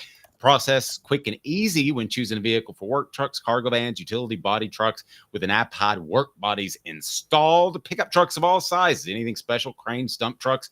Work Trucks with an X supplies vehicles to people just like you. Contractors get you on the road tomorrow. No dealership runaround. Work Trucks with an X, service industry Work Trucks, Clinton Highway in Knoxville, downtown Birmingham. For the entire inventory, go online to Work Trucks with an X, LLC.com. Work Trucks with an X, LLC.com. Why risk chancing your future in business on the wrong piece of equipment that burns your time? They'll find the perfect truck, outfit it, and make it fit your needs to a T. Proud supporters of the Tennessee Vols. Work Trucks. Caleb, I'm looking at Austin's latest projection, and here are the teams on the bubble. And if you were to power rank these teams, which again, Caleb has pointed out, power ranking is if they met on a neutral field. The 5 teams that are on the bubble are Tennessee, Indiana, Texas A&M, Kansas State, and Iowa State. So Caleb, I ask you, of those teams, those 4 teams that are also on the bubble, you would take whom out of that group? Tennessee would be favored over whom? Portions of the program brought to you by Neubert Collision Center. 35th year, the second and third generations continue Joe Neubert's commitment. His vision of what this business needed to be, we still try to live up to that. If we wouldn't put our family in it, we're not going to put their family in it. If you're going to say that you're doing the best work in Knoxville, now saying it's one thing, producing it and providing it's another. The largest family-owned collision center in Knoxville is Joe Neubert Collision Center. Teams on the bubble per Austin Mock of The Athletic. Tennessee, Indiana, Texas A&M, Kansas State, Iowa State. Rank those teams in a power ranking real quick for me, Caleb. Who would you favor over Tennessee in a neutral site, and who would you favor Tennessee over in those matchups? All right, I'm going in my rankings right now based on power rankings. Texas A&M, Tennessee, Kansas State, Iowa State, Indiana. I completely agree with that. That's no fun. That's exactly the direction I was going to go. Texas A&M on the rise. I mean, I don't think that they're any sort of lock to make the college football playoff. I think they are on the bubble. The two teams that I still think are going to get in, and they're practically locks, are Alabama and Georgia. And I say that even though Alabama lost. Now, when we talk about that Alabama loss, if you're an Alabama fan, do you worry about that team unraveling? Do you worry about Tennessee unraveling? Because that was Josh Heupel's message to the Vols after that game. You could tell it because a lot of the players came out, Caleb, and said that this is the time to come together, not to pull apart. Do you worry about that if you're Tennessee? Do you worry about that if you're Alabama? Yeah, and we'll talk. You do, but we'll talk a little bit more about that in our SEC Power Rankings. But yeah, you worry about it. Okay, let's go ahead and get to 4 downs with our Torchbearers report card and the blame pie. 4 downs is right now, and it is boom happening. 4 downs. 4 questions. 4 answers. The Dave Hooker Show. 4 downs. A presentation of offthehooksports.com. 4 downs brought to you by Hound Dogs of Knoxville. Champions look good in orange. hdknoxville.com. hdknoxville.com. All of the licensed memorabilia that you expect. And it's right there, Hound Dogs of Knoxville. Or you can order online, hdknoxville.com. What down is it, Cooper Mays? Coop here. First down. What should people do, Coop? Cooper Mays here. Hit like and subscribe. All right, let's start with the Torchbearers, Caleb. Who were the best players for the Vols in the loss to Arkansas? All right, so number 5, and this was a collective for the defensive line, and I don't care what happened at the end of that game where they gave up that last drive. They were gassed. But I'm going to say Bryson Eason, who did get hurt, was a torchbearer. He did have 2 tackles. He was involved on assisting in a tackle for a loss, was very much a part of blowing up the plays, and Tennessee may have given up that long drive because he was out at the end. Yep, no argument. Cooper Mays here. Second down. Well, no, not second down. You gotta hey now, or that's crazy me. I gotta go through the other 4. Oh, okay. I'm sorry. All right. I think that's a very good pick. Hey now. All right. Who's next? All right. Number 4 is Keenan Peely. And I think Keenan Peely was great. Stayed at home a lot of the time. Had 14 tackles, 4 of which were solo. Hey now. He's really good. I knew he was going to be. Go ahead.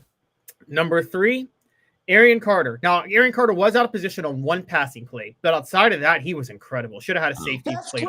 I can't go there. That play ended up extending a drive, and I thought that was one of the 5 most important plays of the game, so I can't agree with you there. He's got to play the flat there. He sunk deep. It was when Arkansas was at their own end, about a half yard out of the end zone. I can't go there. That's just too massive a mistake in my head to make him a torchbearer. So the 1.5 tackles for a loss and pass deflection and him being in on so many other plays doesn't make up for it? No, because that's practically a turnover because they're going to punt there deep in their own end zone. So I can't roll with you there, but that's fine. We don't always agree. All right. Well, number 2 is James Pierce Jr., who, by the way, was awesome in this game. Hey now. Got no problem with that. Yeah, sack, 2 tackles for a loss. He was incredible. And number 1 was Dylan Sampson, player of the game, 22 carries for 138 yards. And by the way, I misjudged him in pass pro. Dylan Sampson was very clear Tennessee missed him when Deshaun Bishop was in because he missed on a block. And also, Dylan Sampson picked up a block. I counted 3 times, Dave, where Dylan Sampson picked up a block because Lance Hurd or John Campbell royally screwed up. Hey now. Hey now. Agreed. I had a buddy of mine who was an offensive lineman, and he just mentioned on Facebook, what about having Bishop and Sampson to each side? Now, I think 12 personnel is the way to go to protect Nico, but that's not the most horrible idea to have 2 running backs back there. I just don't know that Josh Heupel is going to bend his philosophy that much. So second down is a report card, Caleb. Is that where we are? We're going to go report card for second down. Oh, there's Jacob Warren. Hey, Jacob. What's up, everybody? This is Jacob Warren asking you to like, subscribe, and share. Dave needs this. He does. Cooper Mays here. Second down. All right, second down, the report card. And we'll get to blame pie. Report card, and what do you got? I imagine you're going to start with Nico. Quarterback is a D+. And Nico made a couple of nice plays. Maybe I'm too harsh, Dave, but it's definitely a below average game. Hey now. Oh, I think having him in the D range is actually a little bit generous. I don't think it's all his fault. I want to be clear on that, but the play in and of itself, it's not going to win you many road football games. Now, maybe that's play calling, maybe it's not getting over the middle, maybe it's all that, but I got concerns with Nico now that I didn't have before, especially on the final play. All right, Caleb, who's next? Running backs are an A-. Now, you could say A+, but honestly, that missed block by Deshaun Bishop that killed a drive, I can't look past that. That was a really bad missed block, so A-. Got no problem with that. Wide receivers, and this is going to be controversial, I'm going to say B. People are going to blame them for lack of separation. I don't think they had many options on what they could do. I think they were limited. I think they did as well as they possibly could, given the situation. Listen, Tennessee got out foxed. They blitzed. Arkansas blitzed when Tennessee didn't expect it. They dropped into coverage most of the time. So I'm going to agree with you. I didn't think they got open, but it's hard to get open when you're able to double up some guys. There were a lot of double teams going on. That was the case in the longest pass when Dante Thornton made a play. So I got no argument with you there. You have to be more creative in getting the ball over the middle, I believe, or the receivers aren't going to be open on the outside. Who's next? Yeah, and by the way, just big credit to Travis Williams, the Arkansas defensive coordinator. That's one of the best call games I've ever seen by a coordinator with how he confused Nico. But defensive coordinator, yes. Defensive coordinator, yeah. All right, Dave, this is my hot take. I don't care that Miles Kitselman had 2 catches for 24 yards. Tight ends get enough. That was a horrible game by Kitselman and Holden Stays. Horrible. That's crazy. To me, it's more like a D. I wouldn't give anybody an F. As a matter of fact, I think if you're going to give the tight ends an F, you would have to give Nico an F, because I don't think that their play was any worse than his. However, there were penalties, and I'll tell you this, I do believe firmly that on the one pass where Nico tried to get it to Kitselman and it was a little out route, I think that Kitselman extended that down the field, and he's got to run that sharp and out. I don't know if you remember. Yeah, I know exactly the one you're talking about. Yes. I think that's a bad route. So that's on him. That was a terrible route. He was stuck into double coverage. Now, Nico missed, I think it was Dante Thornton open down the sideline for what would have been a touchdown at that point. But you're right. Kitselman, and he broke on the route too late. Not only that, he did miss a block. He picked up a couple of pre-snap penalties. That was a horrible game for Miles Kitselman, honestly. Okay. I just wouldn't go quite F, but it was bad. All right. What else? Offensive line, it's a D. And Cooper Mays, Javonte Spraggins, and Andre Carrott get an A for their second half performance. Their first half performance, though, was I'd say nullified. It was kind of a wash. I don't really blame them, but Arkansas did get a lot of pressure with putting 5 up front. And then the tackles is like an F minus to the point where John Campbell and Lance Hurst should, honestly, you should be allowed to pull their scholarships. Or their NIL money. Who's next? All right. Next. There goes that Campbell's soup endorsement for John. Defensive line gets a B+. Now, I know that last drive is the only reason it's not an A, because it was a backup quarterback. I know they were gassed, they were tired, but when you need to finish one more drive to win a game, I think you got to do it. So I got to go B+ for them on that. I'm good with that. And I will remind you of this. I think at times from defensive linemen I've talked to, it's actually more tiring to make sure that you corral a running quarterback than it is just to pin your ears back and go after a dude. So I think they were gassed at the end of the game. And I don't care if they go 28 deep. I mean, that Arkansas had the ball way too long. I think over 12 minutes in the first quarter. Who's next? Yep. Linebackers. Now, maybe you disagree because of that Aaron Carter mistake, but I'm still going A-. Keenan Peele was great. And also Jeremiah Thielander. Did you see the way he stayed at home on that 4th down stop in the first half? That's one of the most heads-up plays I've ever seen. Yeah, I don't hate it. That's crazy. But I'm still going to disagree with it just because the Aaron Carter thing was practically a turnover on defense. All right. All right. So I would still give him a B. We're not far off. Where were you? Where were you again? Yeah, I was A-. Okay. I'd go B-, but based off that one play. Go. All right, defensive backs are C. Now, people are going to be very critical. They were 21 of the 2 quarterbacks together were 21 of 30 for 297 yards, which is nearly 10 yards an attempt. And Tennessee's secondary had no interceptions. But honestly, Dave, rewatching it, Taylor Green dropped some dimes, and I don't know if there was any defense for it. He did, and he didn't have to make a lot of plays. He had to make 2 or 3 to change the game, and he made 2 or 3 that changed the game. Yep. And all All right, and running through special teams real quick. It was very unimpactful, largely because Josh Heupel didn't give him a chance. But place kicking is an A+. Unfortunately for Tennessee, it didn't matter. Punting, C+. Jackson Ross. Honestly, this game came down to field position, and Jackson Ross lost the field position battle to Arkansas punter. He did. I And mean, it was silly too. He didn't need to do it. Talking about the running into the punter.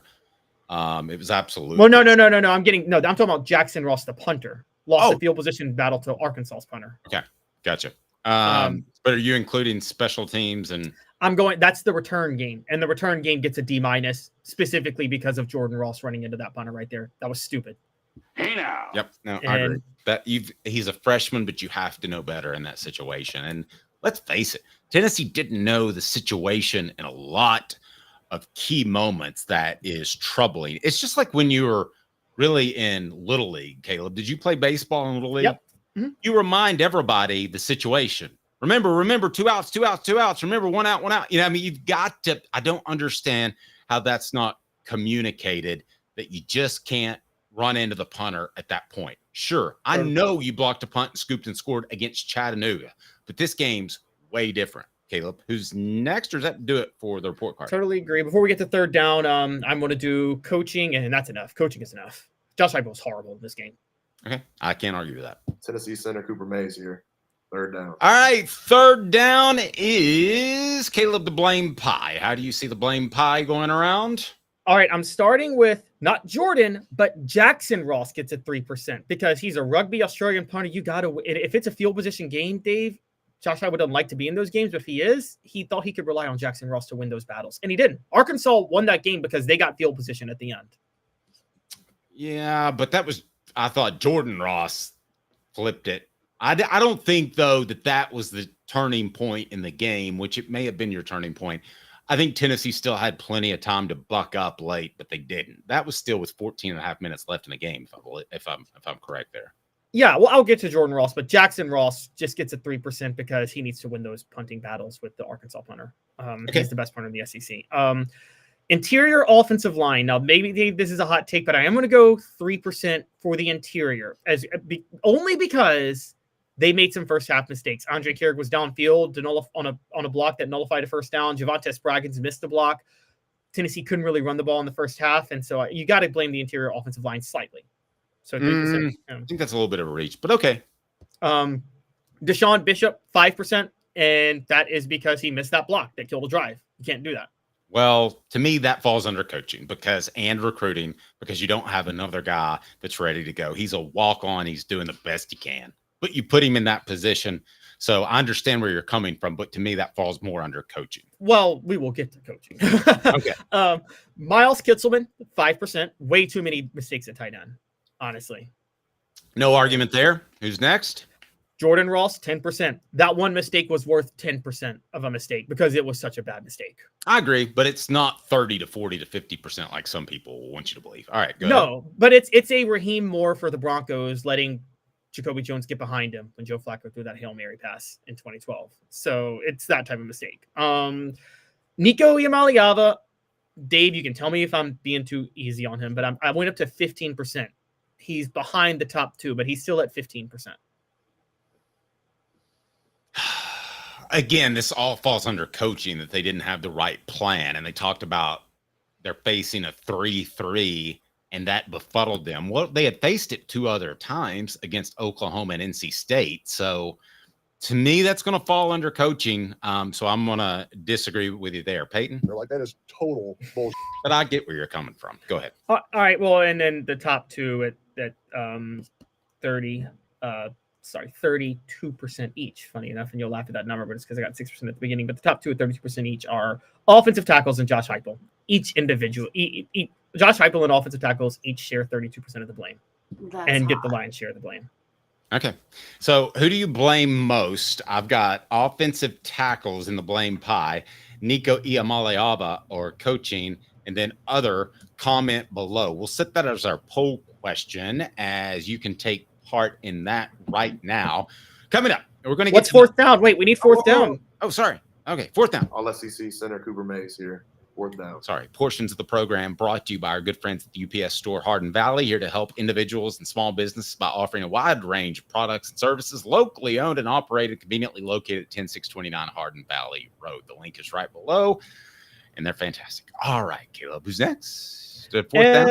Fourth down is, I am just going to ask, do you think do the positives from the 5 torchbearers, can they outweigh the negatives in this game long term? Oh, good question. Do I have to answer that now, or can I take a minute? I'm going to say no, because the Heupel offense is built too much on quarterbacks. So if Nico Iamaleava doesn't perform, then it doesn't matter what Dylan Sampson and the rest of them do. Okay, I'll agree with you on that. Go ahead and click that like button, subscribe if you haven't to this point. We would also encourage you to be a member of Hooker's Corner, where we will give away for our grand prize in October an autographed helmet from Dylan Sampson. It's a mini helmet, and it's awesome. So go ahead and join Hooker's Corner. We'll also have weekly prizes that includes a Celebrate 98 book that you can see right behind me. And we will have some fantastic shirts that you'll be able to check out. Just join Hooker's Corner, your chance to win all kinds of great prizes. And you do have to be a paid member of $9.98 a month to get the increased recruiting coverage. Lagonza Hayward, by the way, visiting Georgia. We'll have an update on him. So be a member of Hooker's Corner. Also, increased interaction with me and Caleb Calhoun. And it's brought to you by our good friends at Sports Treasures. Sports Treasures are phenomenal. It's a phenomenal store in North Knoxville, over 35 years in Knoxville. Sports Treasures, we love them. And if you're like, Dave, I don't have the coin right now, the economy's tight, it's a election year, well, I understand that. So you can be a free member of Hooker's Corner, and you will qualify, as long as you're subscribed to the station, for Rick Terry's Great 8 Garmin Challenge. That means that you can win a Garmin just by being a free member and subscribe to this station. When we hit 8,000 subscribers, which will be about a month based off analytics, hit like and subscribe. We will give away a Garmin watch worth over $1,000. Thanks to Rick Terry. Rick Terry Jewelry Design. He wants to be your jeweler. Oh, looking for affordable game day jewelry? How about the Fire Opals, a Tennessee tradition? With Caleb Calhoun, I'm Dave Hooker. Coming up, we're going to get into Omari Thomas pushing 2 people down. Not a good look for the Vols, but Caleb and I believe, are going to have a bit of a unique take on this. Hang tight with Caleb Calhoun. I'm Dave Hooker, Off the Hook Sports. 5th year, the second and third generations continue Joe Neubert's commitment. His vision of what this business needed to be, we still try to live up to that. If we wouldn't put our family in it, we're not going to put their family in it. If you're going to say that you're doing the best work in Knoxville, now saying it's one thing, producing it and providing it's another. The largest family-owned collision center in Knoxville is Joe Neubert Collision Center. Hi, I'm Rick Terry, and we at Rick Terry Jewelry Designs pride ourselves in the highest quality craftsmanship from a family-owned business here in Knoxville for over 35 years. At Rick Terry Jewelry Designs, we also take pride in being an affordable option for all your game day accessories, especially those fire opals. At Rick Terry Jewelry Designs, we want to be your jeweler every day, and especially on game day. Go Vols! Hi, Mike Davis here with City Heating and Air, reminding you to always dare to compare. Our team provides quality local heating and air service, installation, and maintenance across East Tennessee. We use only the best equipment like American Standard heating and air conditioning for your residential, new construction, or commercial needs. Honesty, dependability, and customer satisfaction have been the cornerstones of our business since 1961. City Heat and Air. Dare to compare. With our brand new location on Emory Road, Eye Care Optical is bringing East Tennessee's best eye care to your neighborhood. Doctors Johnston and Combs offer unmatched expertise and care without a trip to Knoxville. Eye Care Optical, now in Powell. When the lights turn on and the game begins, you need a team you can rely on. Ray Varner Ford in Clinton's strong lineup of vehicles is crafted with the same dedication and hard work that drives our community. Experience quality and value in this pre-owned 2018 Ford Mustang convertible $24,550. 2023 Ford Bronco Sport Big Bend, $29,789. 2022 Ford Escape SEL all-wheel drive, $26,975. Local you trust, pre-owned vehicles you can afford. Ray Varner Ford, built for the game. The Dave Hooker Show, represented by Banks & Jones, Tennessee's trial attorneys. Play to win, banksjones.com. He tries very hard. The Dave Hooker Show. All I know is when we win a game, it's a team win. When we lose a game, it's a team loss. A presentation of Off the Hook Sports. Sideline! Touchdown! Unbelievable! YouTube, Apple, Spotify, and the free Off the Hook Sports app. Back to Dave Hooker. So our blame pie question, who do you blame most? Coaching, Nico, offensive tackles. Coaching 63%, offensive tackles 23%, Nico 14%. Let's be honest, when you're in year number 4, Caleb, I could pick any aspect that was a shortcoming against Arkansas and say that's cause of coaching. If you say offensive tackles, I say, well, Josh Heupel had an opportunity. This isn't year 2. He had an opportunity to recruit better offensive tackles and develop them, right? So really, at the end of the day, coaching is 66%, but it could be 100% if you really wanted to make that argument.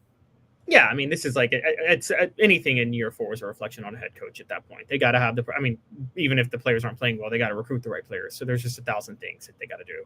I will say this, though. When I hear Dylan Sampson say that Tennessee was lackadaisical in the bye week, that Tennessee was frantic, and what was the other word he used, Caleb? I thought it was lackadaisical. Antsy, frantic, and lackadaisical. I mean, to me, that's got to be on some players, right? No, I agree. I mean, you're grown-ups. You're getting paid now. I don't know if you still go to class, but you really don't probably have to. Let's face it. This is a big-time business right now. So don't be lackadaisical. That, to me, was troubling. Caleb, and I want to get into this more tomorrow. So Keenan Pili was immediately asked after that if he thought the approach was lackadaisical, and he denied that. And we're going to get into that tomorrow. But could that cause a rift between the offense and the defense? I always think that can be a concern because I've seen it happen before. But we'll get into that tomorrow. Omari Thomas, who I think we would agree is one of Tennessee's leaders. That's why they took him to SEC Media Days twice. But he was involved in a serious incident after the game in which he pushed, I believe I said a fan, it may have been an Arkansas cheerleader, into another Arkansas cheerleader. It really doesn't matter who it is. You shouldn't push anybody on the field. So let's go ahead and play it. And then I think Caleb and I are going to have a bit of a different, unique take. So pull that up. And by the way, is it just cool in and of itself that other teams now charge the field for Tennessee, Caleb? I mean, they didn't do that 4 years ago. So I think that says something. Let's go ahead and play the clip. All right, here we go. Here's Omari Thomas, and you'll see him kind of over here on your screen as he's walking off the field. Number 21 right there shoves a fan, just like that. And he lands into a female fan. That might be Arkansas cheerleaders. It's really hard for me to determine. But they I were think saying that. I can tell you right now, there's no way in heck that was a male cheerleader on the field. They were trying to defend. Well, it doesn't matter. They tried to break through Tennessee's team, and you should be more respectful than that. You know, I've been on the sideline a couple of different times. Once was when the Florida press box was being renovated, and that was 2001. I had to stand on the sideline, which is absolutely awful. You can't see anything unless you're Steve Spurrier or Josh Heupel, who have good vision on the field. But I've also been on the field a couple of, dozens of times, because you're allowed to go as media with 5 minutes left. In college. In the NFL, it's 2-minute warning. So I've been in this situation before at Georgia, and you can probably help me with the year, Caleb, where I 2000. got what? 2000. Yeah. Okay. So I'm standing there, and I'm a pretty formidable dude. You know, I'm fairly big, fairly strong. And And I'm standing in front of a group of people that are set to charge the field. Caleb, there were 2 females in front of me that tripped and fell. And I thought, oh my Lord, honestly, like a quick prayer to God in my head, we're going to trample these people. Because Caleb, have you ever been in a crowd that is so tight that it feels like your feet aren't even moving? That you're just being put. I've been in that situation on Bourbon Street for Mardi Gras. I've been in that situation as Kid Rock was beginning to blow up, yet he played a small little venue on the Strip. And I was like, I looked at my wife and I said, we got to get out of here. I mean, this is a fire hazard. This is trouble. So I've been in that situation. And listen, I'm not saying it's okay that Omari Thomas pushed someone, but if you run onto the field, bank on it, you should expect something to happen. Brought to you by Commercial Bank, and you go onto the field at your own risk. Caleb, bank on it. Omari Thomas should not be suspended. Brought to you by Commercial Bank. Commercial Bank is your neighborhood bank. What makes us different from other banks? We understand that every customer has unique opportunities, challenges, and financial concerns. We don't expect you to fit into the same box as the next person or business. Whether it's purchasing a home, saving for your child's future, or planning for your next vacation, we're with you every step of the way to navigate life's big decisions. Commercial Bank. Life made better. All right. Omari Thomas, should he be suspended? No, he shouldn't. And first, I want to point out, just to get the news out there, Omari Thomas did send out a tweet. He said, I apologize for my actions during the chaotic post-game scene.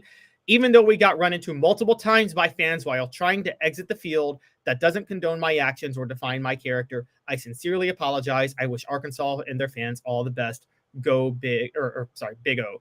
And our poll question is, what should Josh Heupel do with Omari Thomas? Kick him off the team, suspend him? Nothing, don't storm the field. Nothing, don't store the field is at 56%. Suspend him 38%. Kick him off the team at 4%. Okay, now I got to give my thoughts. Okay, does that surprise you a little bit? Because I thought you and I think are on the same page, and I thought we'd be in the minority, to be honest with you. Oh, I am surprised, and I'm gonna take something a little personal too. But I am surprised, and I'm gonna first tell you why, then I'm gonna give you my thoughts. I hope everybody who's saying nothing, don't suspend him because you shouldn't storm the field, who agrees with me and Dave. I hope you guys weren't one of those people who were coming at me hard last year when I said Jermaine Burton should not have been suspended for what he did to the Tennessee fan after Tennessee stormed the field and Jermaine Burton punched a female Alabama fan. Hold the same standard.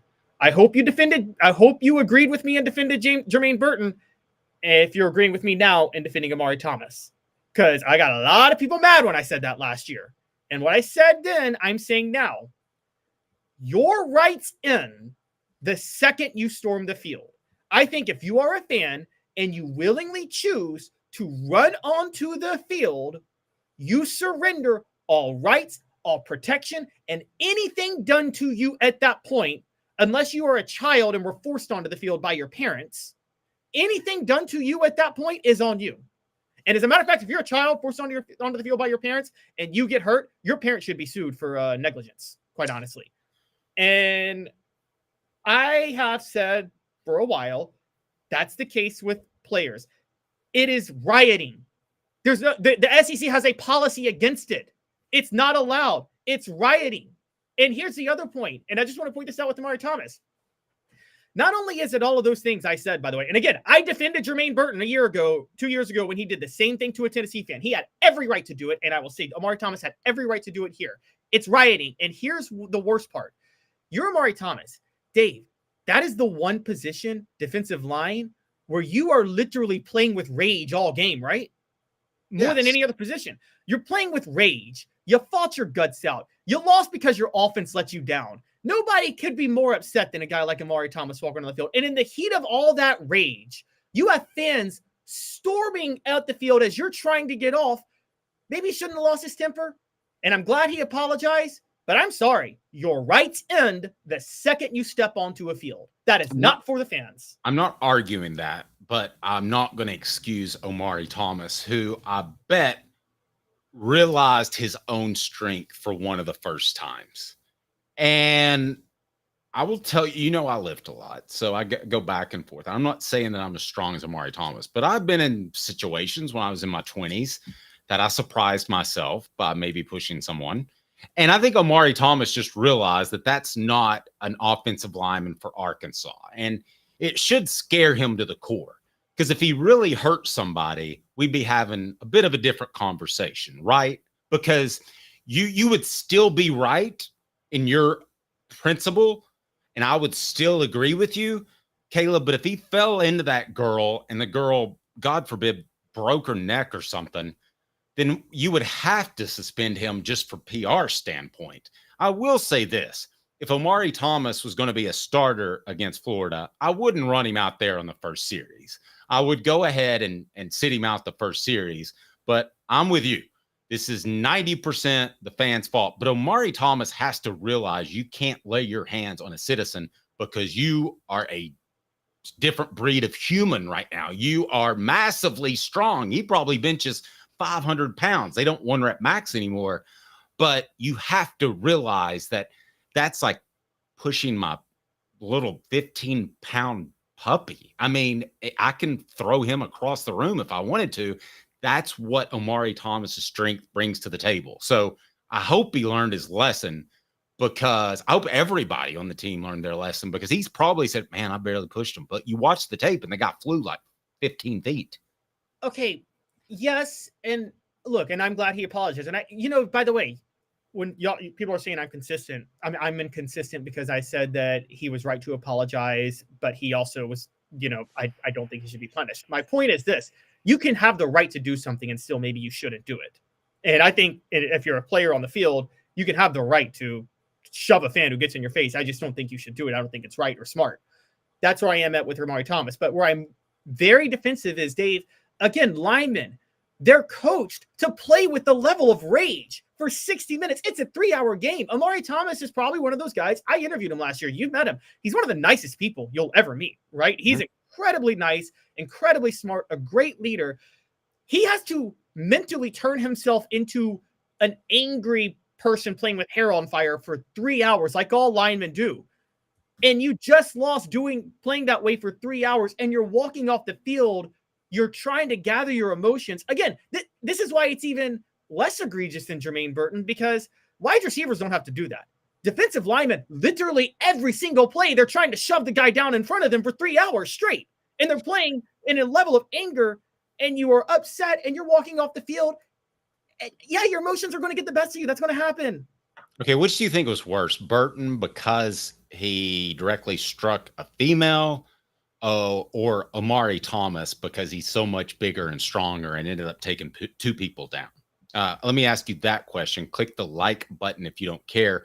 Your comments, we want that. Asia Cafe, treat yourself to authentic Asian cuisine, handcrafted from guarded family recipes. 5 locations to choose from. AsiaCafe.org, AsiaCafe.org. And you can also have that fantastic 6-to-1 Brazilian cocoa coffee that's got me going. Instant white coffee. It's unbelievable.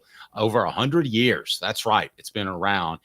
Philip Lim carries the torch as a 3-generation family business and started to expand the Lim dynasty in Knoxville, Tennessee. You can see it over my shoulder. You can order it at AsiaCafe.org. So, Caleb, which is worse, the Burton or the Thomas situation? The Jermaine Burton behaved worse than Omari Thomas. And because it was a female? It was a female. It was a punch. It wasn't a shove. And whatever you think is a punch is worse than a shove. But also they argued. And I think Nick Saban even said that it was more of a shove to the head, which is semantics. Which is called a punch. I mean, shove you in the face. That's a punch. And also, again, receivers don't play angry for 3 hours. Is that fair to say? If you're a wide receiver, you don't play with your emotion on. You're actually taught to not play with your emotions on your sleeves as a wide receiver for 3 hours.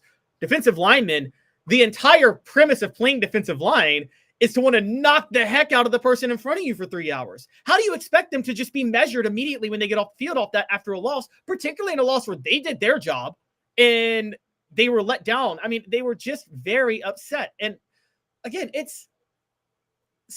I'm sorry. I'm very, very big on this. And this isn't any other situation. We always say, if someone's breaking the law, rioting, in a regular scenario, in a regular everyday situation, if someone's breaking the law, rioting, and they come up in your personal space when they're doing it, kind of have a right to do what you want to do to them at that point. And so, yeah. Stat of the day is now, and it's brought to you by our friends at TriStar Hats. Use the promo code HOOKED. These hats are fantastic.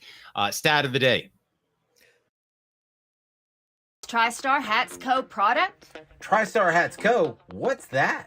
You know, those really cool hats, shirts, tumblers, and even license plates with 3 stars like the official Tennessee flag and stripes like the American flag. Pretty patriotic if you ask me. Ah, gotcha. Seen those. Those are cool. Where can I get them? Simple. TriStarHatsCo.com. And if you order now, there's 10% on any order $50 or more. Plus, use the promo code HOOKED. With the promo code HOOKED, you get 10% off. That's hooked. And don't forget free shipping with any order over $50. Stock up at TriStarHatsCo.com. That's TriStarHatsCo.com. There are plenty of wannabes out there, so make sure you go to TriStarHatsCo.com for the best quality and customer service. Will do, and I'll be sure to use the promo code HOOKED. That's hooked when I do to save an additional 10% off. TriStarHatsCo.com. TriStar Hats Co. is a trademark of TriStar Hats Co. LLC. Any use without express written consent is prohibited. Stat of the day. What do you got, Caleb? Arkansas on Saturday was Tennessee's 3rd straight loss as a top 5 team playing an unranked team on the road. Arkansas in 2024, South Carolina in 2022, Arkansas in 1999. The last time they won a road game as a top 5 team against an unranked team was 1998 against Vanderbilt. That's hot. Pretty good stuff. I like that. That's a big stat. SEC power rankings right now. Caleb, let's start from the bottom, and I want to see. Drake. Yes, I want to see where the Vols finish, because your power rankings are much better than the AP poll, where Tennessee was 7 and in the coaches poll 8. I may have those flip-flopped, but let's go ahead and get to the power rankings now. From the bottom to the top, what do you got? All right, and by the way, I have some sympathy for me because, and anybody who had to do SEC power rankings this weekend, do you know how hard it was, Dave, to do SEC power rankings this weekend? Yeah, very difficult. I was like, go for it, buddy, if you want it. Yeah. All right, so number 16, the easy one, Mississippi State. They were already the worst team in the SEC, and they didn't play, so they get to stay the worst team in the SEC. Okay. Right now. All right. Next is number 15, Auburn. Again, the second worst team in the SEC. They covered the spread against Georgia, but that was a Georgia team having a hangover from a tough loss the week before. That doesn't say anything good about Auburn. Got no argument with that. Who's next? Number 14, and they're stuck at 14, but guess what? Florida, the Gators are on a 2-game winning streak. They beat UCF 24-13. Billy Napier is engineering a comeback, guys, and now they get to face a Tennessee team that Florida historically owns. Okay, But I'm just going to tell you that Tennessee is going to hammer Florida. But we'll get to that more. Okay, who's next? That's a tomorrow topic. number 13, South Carolina. Despite showing promise for a few weeks, Shane Beamer and the Gamecocks proved that they are fraudulent and got absolutely draxed by Ole Miss over the weekend. Okay. That's hot. Who's next? Number 12 is, and this is the only undefeated team that I dropped significantly for losing, and I'm talking obviously about Missouri. They fell all the way to number 12, and that is because that was the most fraudulent undefeated team in October in the history of SEC football. If I put 8 at the over-under, where do you think they finish at the end of the year? Under. That was like better than 8 or worse than 8? Worse than 8. Than 8. I think Okay. That's hot. I agree. All right, who's next? Yeah. Okay, so number 11 didn't play, but Brent Venables' team in Oklahoma get to stay at number 11 for now, but not, or they fell to number 11 because some other teams just pulled off upsets, so they had to drop. But they're, they still have everything to play for. What do you think about that, Brent Venables? They're like, that is total bullshit. Well, I agree with Caleb, though. All right, what's next? Number 10. I was able to move Vanderbilt up to number 10. Now, maybe you guys think they should be higher, but I can't just pretend they didn't lose to Georgia State and Missouri in overtime. And they got a great win against Alabama. But again, power rankings are, you can't get fooled by one afternoon. If Vanderbilt played Alabama tomorrow, Dave, who would you pick? Well, Alabama, certainly. Yeah, so Alabama, and it's still going to be ahead of Vanderbilt in the power rankings to me. Yeah, and I watched the press conference of Kalen DeBoer. I don't think he truly realizes how troublesome that could be if Alabama, let's say, slips up, loses a couple of games, and doesn't make the college football playoff because of a loss to Vanderbilt, I mean, that's a stain on your resume.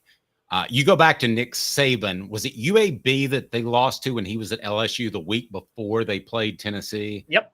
I mean, I guess those are similar, but I don't know what UAB finished that year, but he had better have the same reaction that Nick Saban's team did, and that was beating the Vols the next week and going on to a solid year, eventually winning the national championship under Saban, not that year, but later. All right, who's next? All right, so next, I just was at number 10. Number 9 is Arkansas. Like Vandy, Arkansas scored a huge upset win over the weekend. Even though Vanderbilt's upset win, you could say was more impressive because I had Alabama ahead of Tennessee. I have Arkansas ahead of Vanderbilt just because I think Arkansas is actually the better team. So Arkansas. That's hot. Yeah, I agree with that. Clark Lee says they're like, that is total bullshit. Yeah, Clark Lee's not happy with that at all. Number 8, I've got Ole Miss. They're up to number 8. They that was a great rebound to blow out South Carolina the way they did. And now, given what happened, they're as much in the running as anybody once again.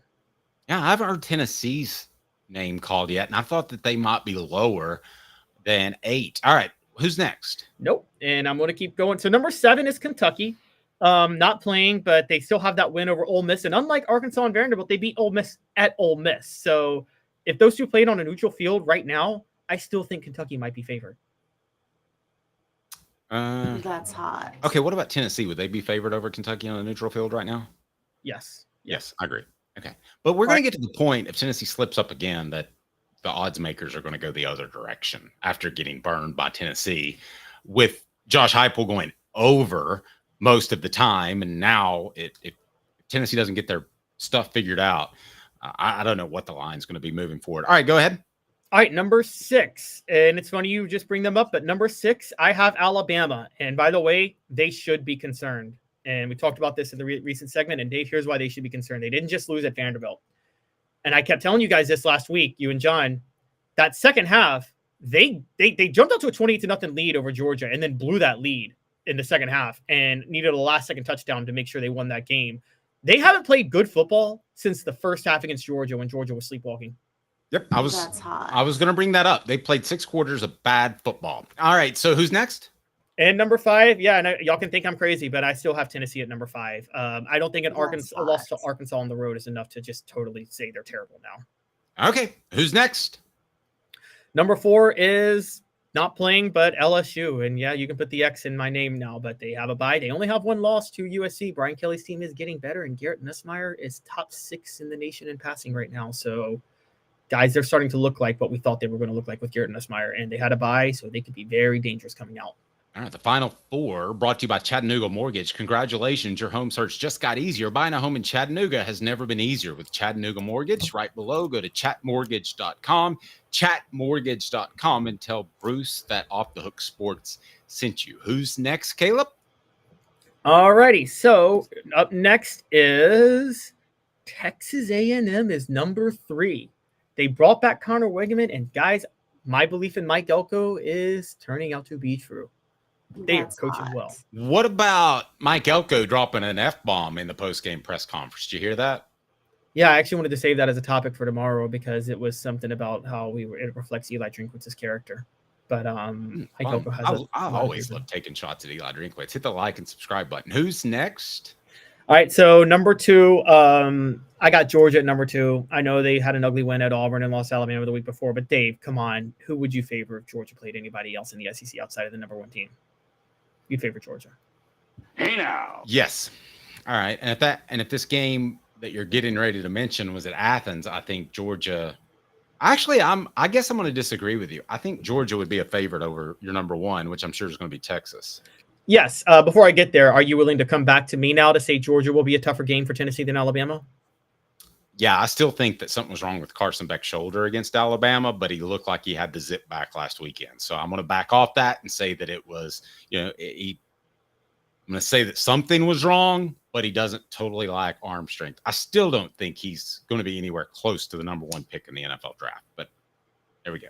So you would definitely take Texas as a what favorite if they were playing Georgia at a neutral site?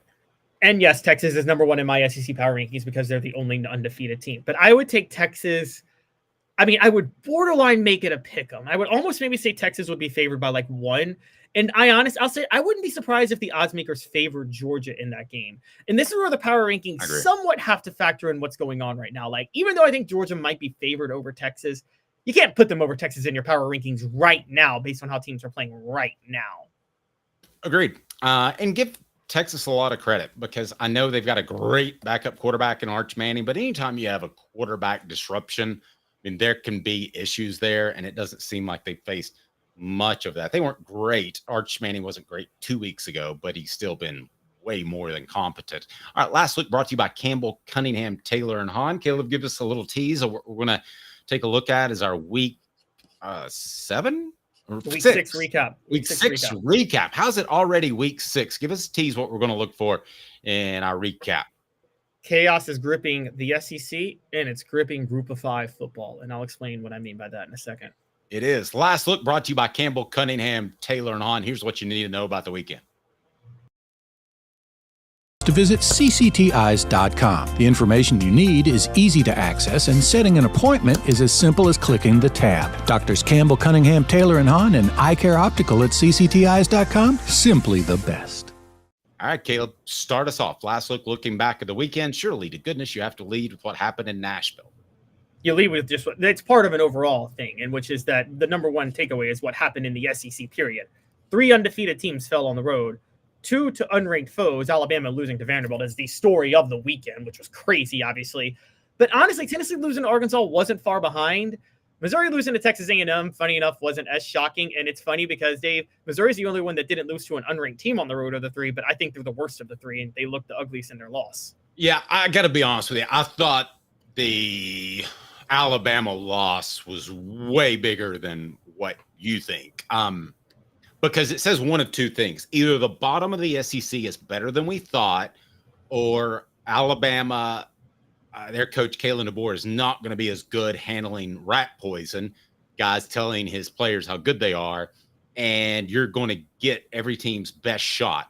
I also think this, and I'm going to throw this in there, not to throw you a curveball here, but I believe the level of football entirely has gone up. And I think part of that's because NIL, they realize if they go out there and ball out, that there's going to be more endorsement opportunities.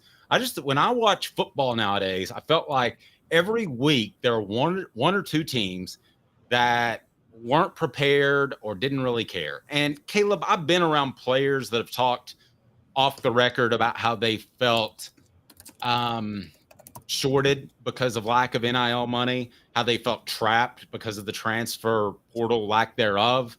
And I just don't think that's there anymore. I think the players are playing harder because they feel like they're being treated fairly. Do you think the level of play has gone up as a whole?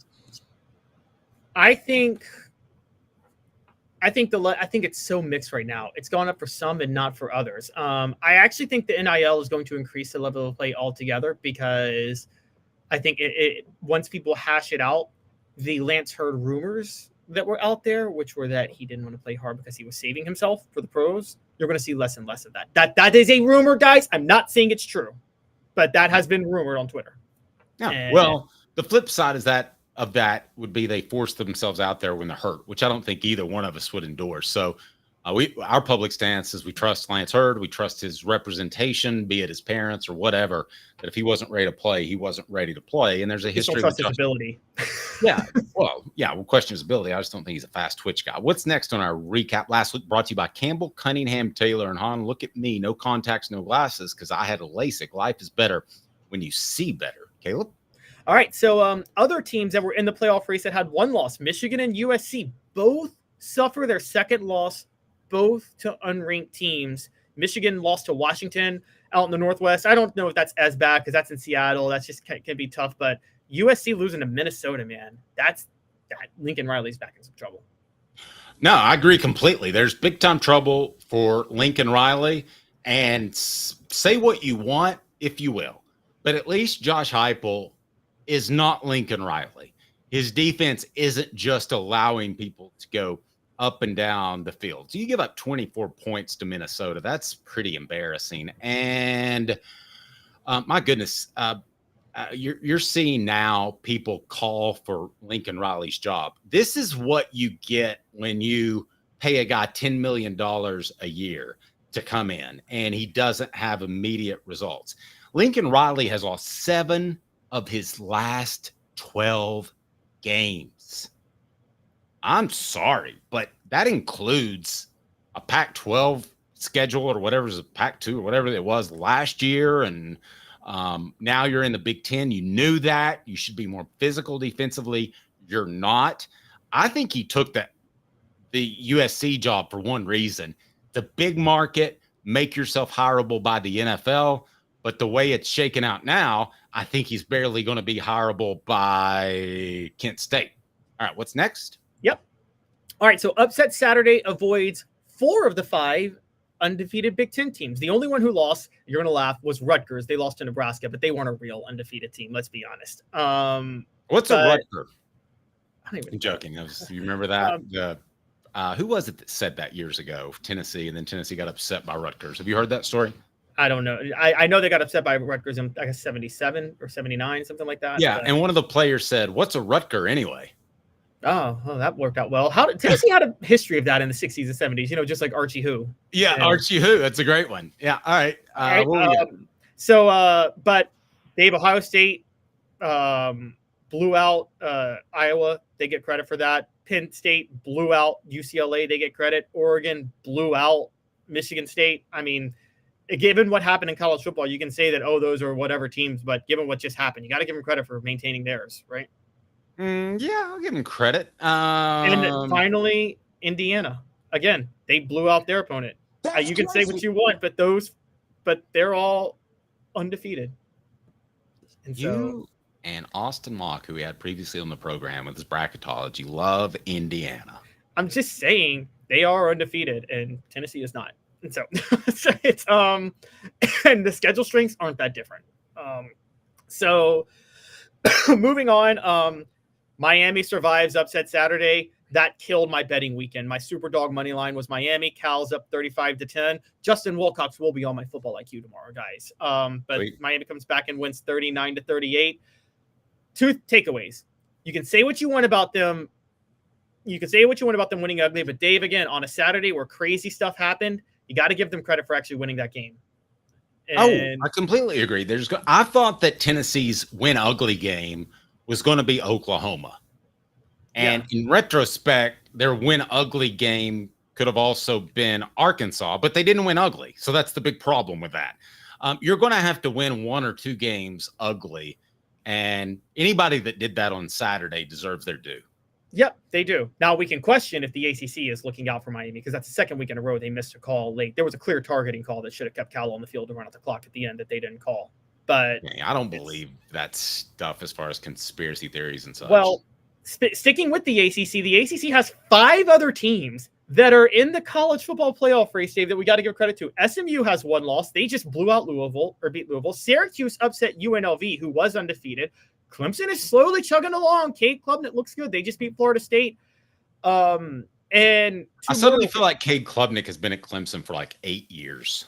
I do too. And then he's like the Tony Harris of Clemson football. It felt like Tony Harris was a part of Tennessee's basketball program for at least 12 years. Daniel Cobb at Auburn is the one I go to. So there's those. And then a couple more real quick on this one before we move on. Pitt, undefeated, Dave. Pitt is undefeated. Those Panthers, man, watch out. And also Virginia with Tony Elliott only has 1 loss. All 5 of those teams could make the college football playoff if something goes crazy in the ACC at the top with Miami. As Johnny Majors would say, attack, attack, attack. Those Pitt Panthers did a fantastic job. And I miss the days. Who misses the days of a true coach's show? I was thinking about that Sunday. Wouldn't you like to see Josh Heupel sit there and actually talk about the game on his show instead of see a well-packaged feature about the backup long snapper? Yes. And and also I thought it was, it took a lot of, coaches had to have more mental toughness back then. It had to be tough to show up on the coach's show and suck up your guts after a tough loss. Especially hungover. All right. By the way, I just want to coach a show without Orgeron. Go ahead. I apologize. Rest in peace to one of my favorite people ever. Well, speaking of majors, it is the majors year because Tennessee is the first team of the teams that majors coach that lost over the weekend, because not only is Pitt undefeated, Dave, but Iowa State remains undefeated. Iowa State and BYU are both undefeated in the Big 12. Watch out. One of them's going to the playoff probably. Oh. Somebody from the Big 12 has to go. That's hot. I guess. All right. What's your final take from the weekend? 2 more, and then I'll give you my Heisman Watch top 10. But we got to get to some Group of 5. Boise State is now the Group of 5 favorite after they blew out Utah State 62-30, and UNLV lost at home to Syracuse. Ashton Genty had 13 carries for 186 yards and 3 touchdowns. He's as good as advertised. My other Group of 5 take, Army and Navy, both 5-0 for the first time since World War II. The last time both were undefeated, that was when all the best players in the world, in the country, were in the Army or the Navy, so they got to play for Army and Navy because of World War II. So the last time they were both undefeated, they were liberating the world from fascism. And Dave, they both do play Notre Dame. Say that's their only loss, and they're both 11-1. And it comes down to one of them to be the Group of 5 team in the playoff. And they're about to play each other, but the selection committee has to make its decision before the game. Surely you have a caveat that says winner of. How epic would it make? Wouldn't that make for the greatest Army-Navy rivalry game ever if you put that caveat in there? Yeah, and I don't care if they're 0-10. That's still on my bucket list of games to see. I would love to see that. Too much arrogance to be able to take a day for yourself. I know it sounds like Caleb hates the troops and is a commie, but whatever. I care about football. All right, I love that. I would love to see that. All right, what's next? My Heisman Watch in top 10. My Heisman Watch, Cam Ward, I think is clear-cut number 1. Ashton Genty's number 2. Travis Hunter's number 3. I still got Jalen Milroe number 4, and Curtis Rourke at Indiana's number 5, as of right now. That's hot. Who do you think out of that 5 will actually be there at the end of the year? Cam Ward, Ashton Genty, and Travis Hunter, and Jalen Milroe, I think will all be there. I agree with that. But go to New York, or we'll see, or still be in the conversation. Still be in the conversation. I agree with that. Last look brought to you by Campbell, Cunningham, Taylor, and Hahn. A preview of tomorrow's show. To visit cctis.com. The information you need is easy to access, and setting an appointment is as simple as clicking the tab. Doctors Campbell, Cunningham, Taylor, and Hahn, and Eye Care Optical at cctis.com. Simply the best. Go ahead, buddy. My bad. Sorry, just the top 10 real quick. I got Texas number 1, and then Oregon at number 2, Ohio State number 3, Penn State number 4, Miami number 5, BYU number 6, Iowa State number 7, and Pittsburgh number 8. You guys can all hate me, but at this stage in college football with the resumes in Power 5, if you're an undefeated Power 5 team, you're in my top 10. And then Alabama's number 9 and Georgia's number 10. I don't have Tennessee in the top 10 right now. Were you surprised that Tennessee did hold in the top 10? I thought, honestly, they would drop to 12 or 13. I was kind of shocked. I was. But honestly, I give the AP voters credit because I think they were, again, I don't do eye tests for my rankings in my top 10. I just do resume. And I think, but if AP voters do like to use eye tests, and if you use eye tests, you do know that Arkansas was a much better team than their 2-loss record indicated. Yep, I agree. Tomorrow on the program, we'll visit with a very special guest, and he's got real concerns about Tennessee's Nico Iamaleava. We discussed it over the weekend. I'll tell you who it is as I remind you, the show represented by Banks & Jones, Tennessee's trial attorney, banksandjones.com. Well, it's because they're Tennessee's trial attorney. You can play to win with Banks & Jones because they'll go to trial. You've heard of other lawyers. They say they'll go to trial and fight for you. They won't. They just want to settle. That's the easiest way out. Well, that's not Banks & Jones, led by T. Scott Jones. They won't settle. They'll go to trial for you. Tennessee's trial attorney. They play to win. Truly, Tennessee's trial attorney when it comes to criminal defense or personal injury. Why settle?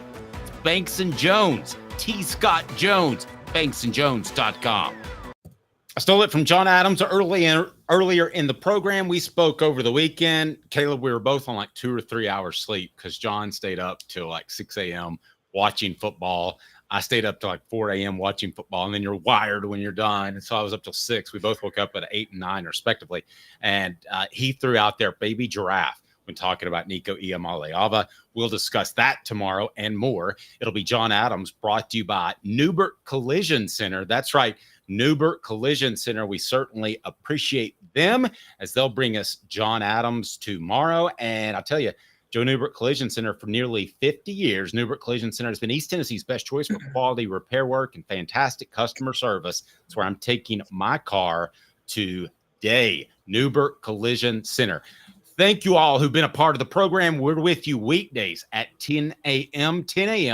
Hit the like and subscribe button if you haven't to this point. Be sure and ring that bell and be a part of the program. We'll have the Vol Report brought to you by City Heating and Air Conditioning later in the week with Cooper Mays. So be sure and have that notification bell up and going. We're with you weekdays at 10 a.m. I defy you to find a better, more objective, more informative look at the Vols and the SEC than right here. Lastly, what should Josh Heupel do with Omari Thomas? Nothing. Don't storm the field. 55% of the vote. Suspend him. 41% of the vote. Kick him off the team. 4% of the vote. Surprised by that it's not higher. We'll see what Josh Heupel does. I'll say this. I wouldn't trot him out there with the starters. For Caleb Calhoun, I'm Dave Hooker. This is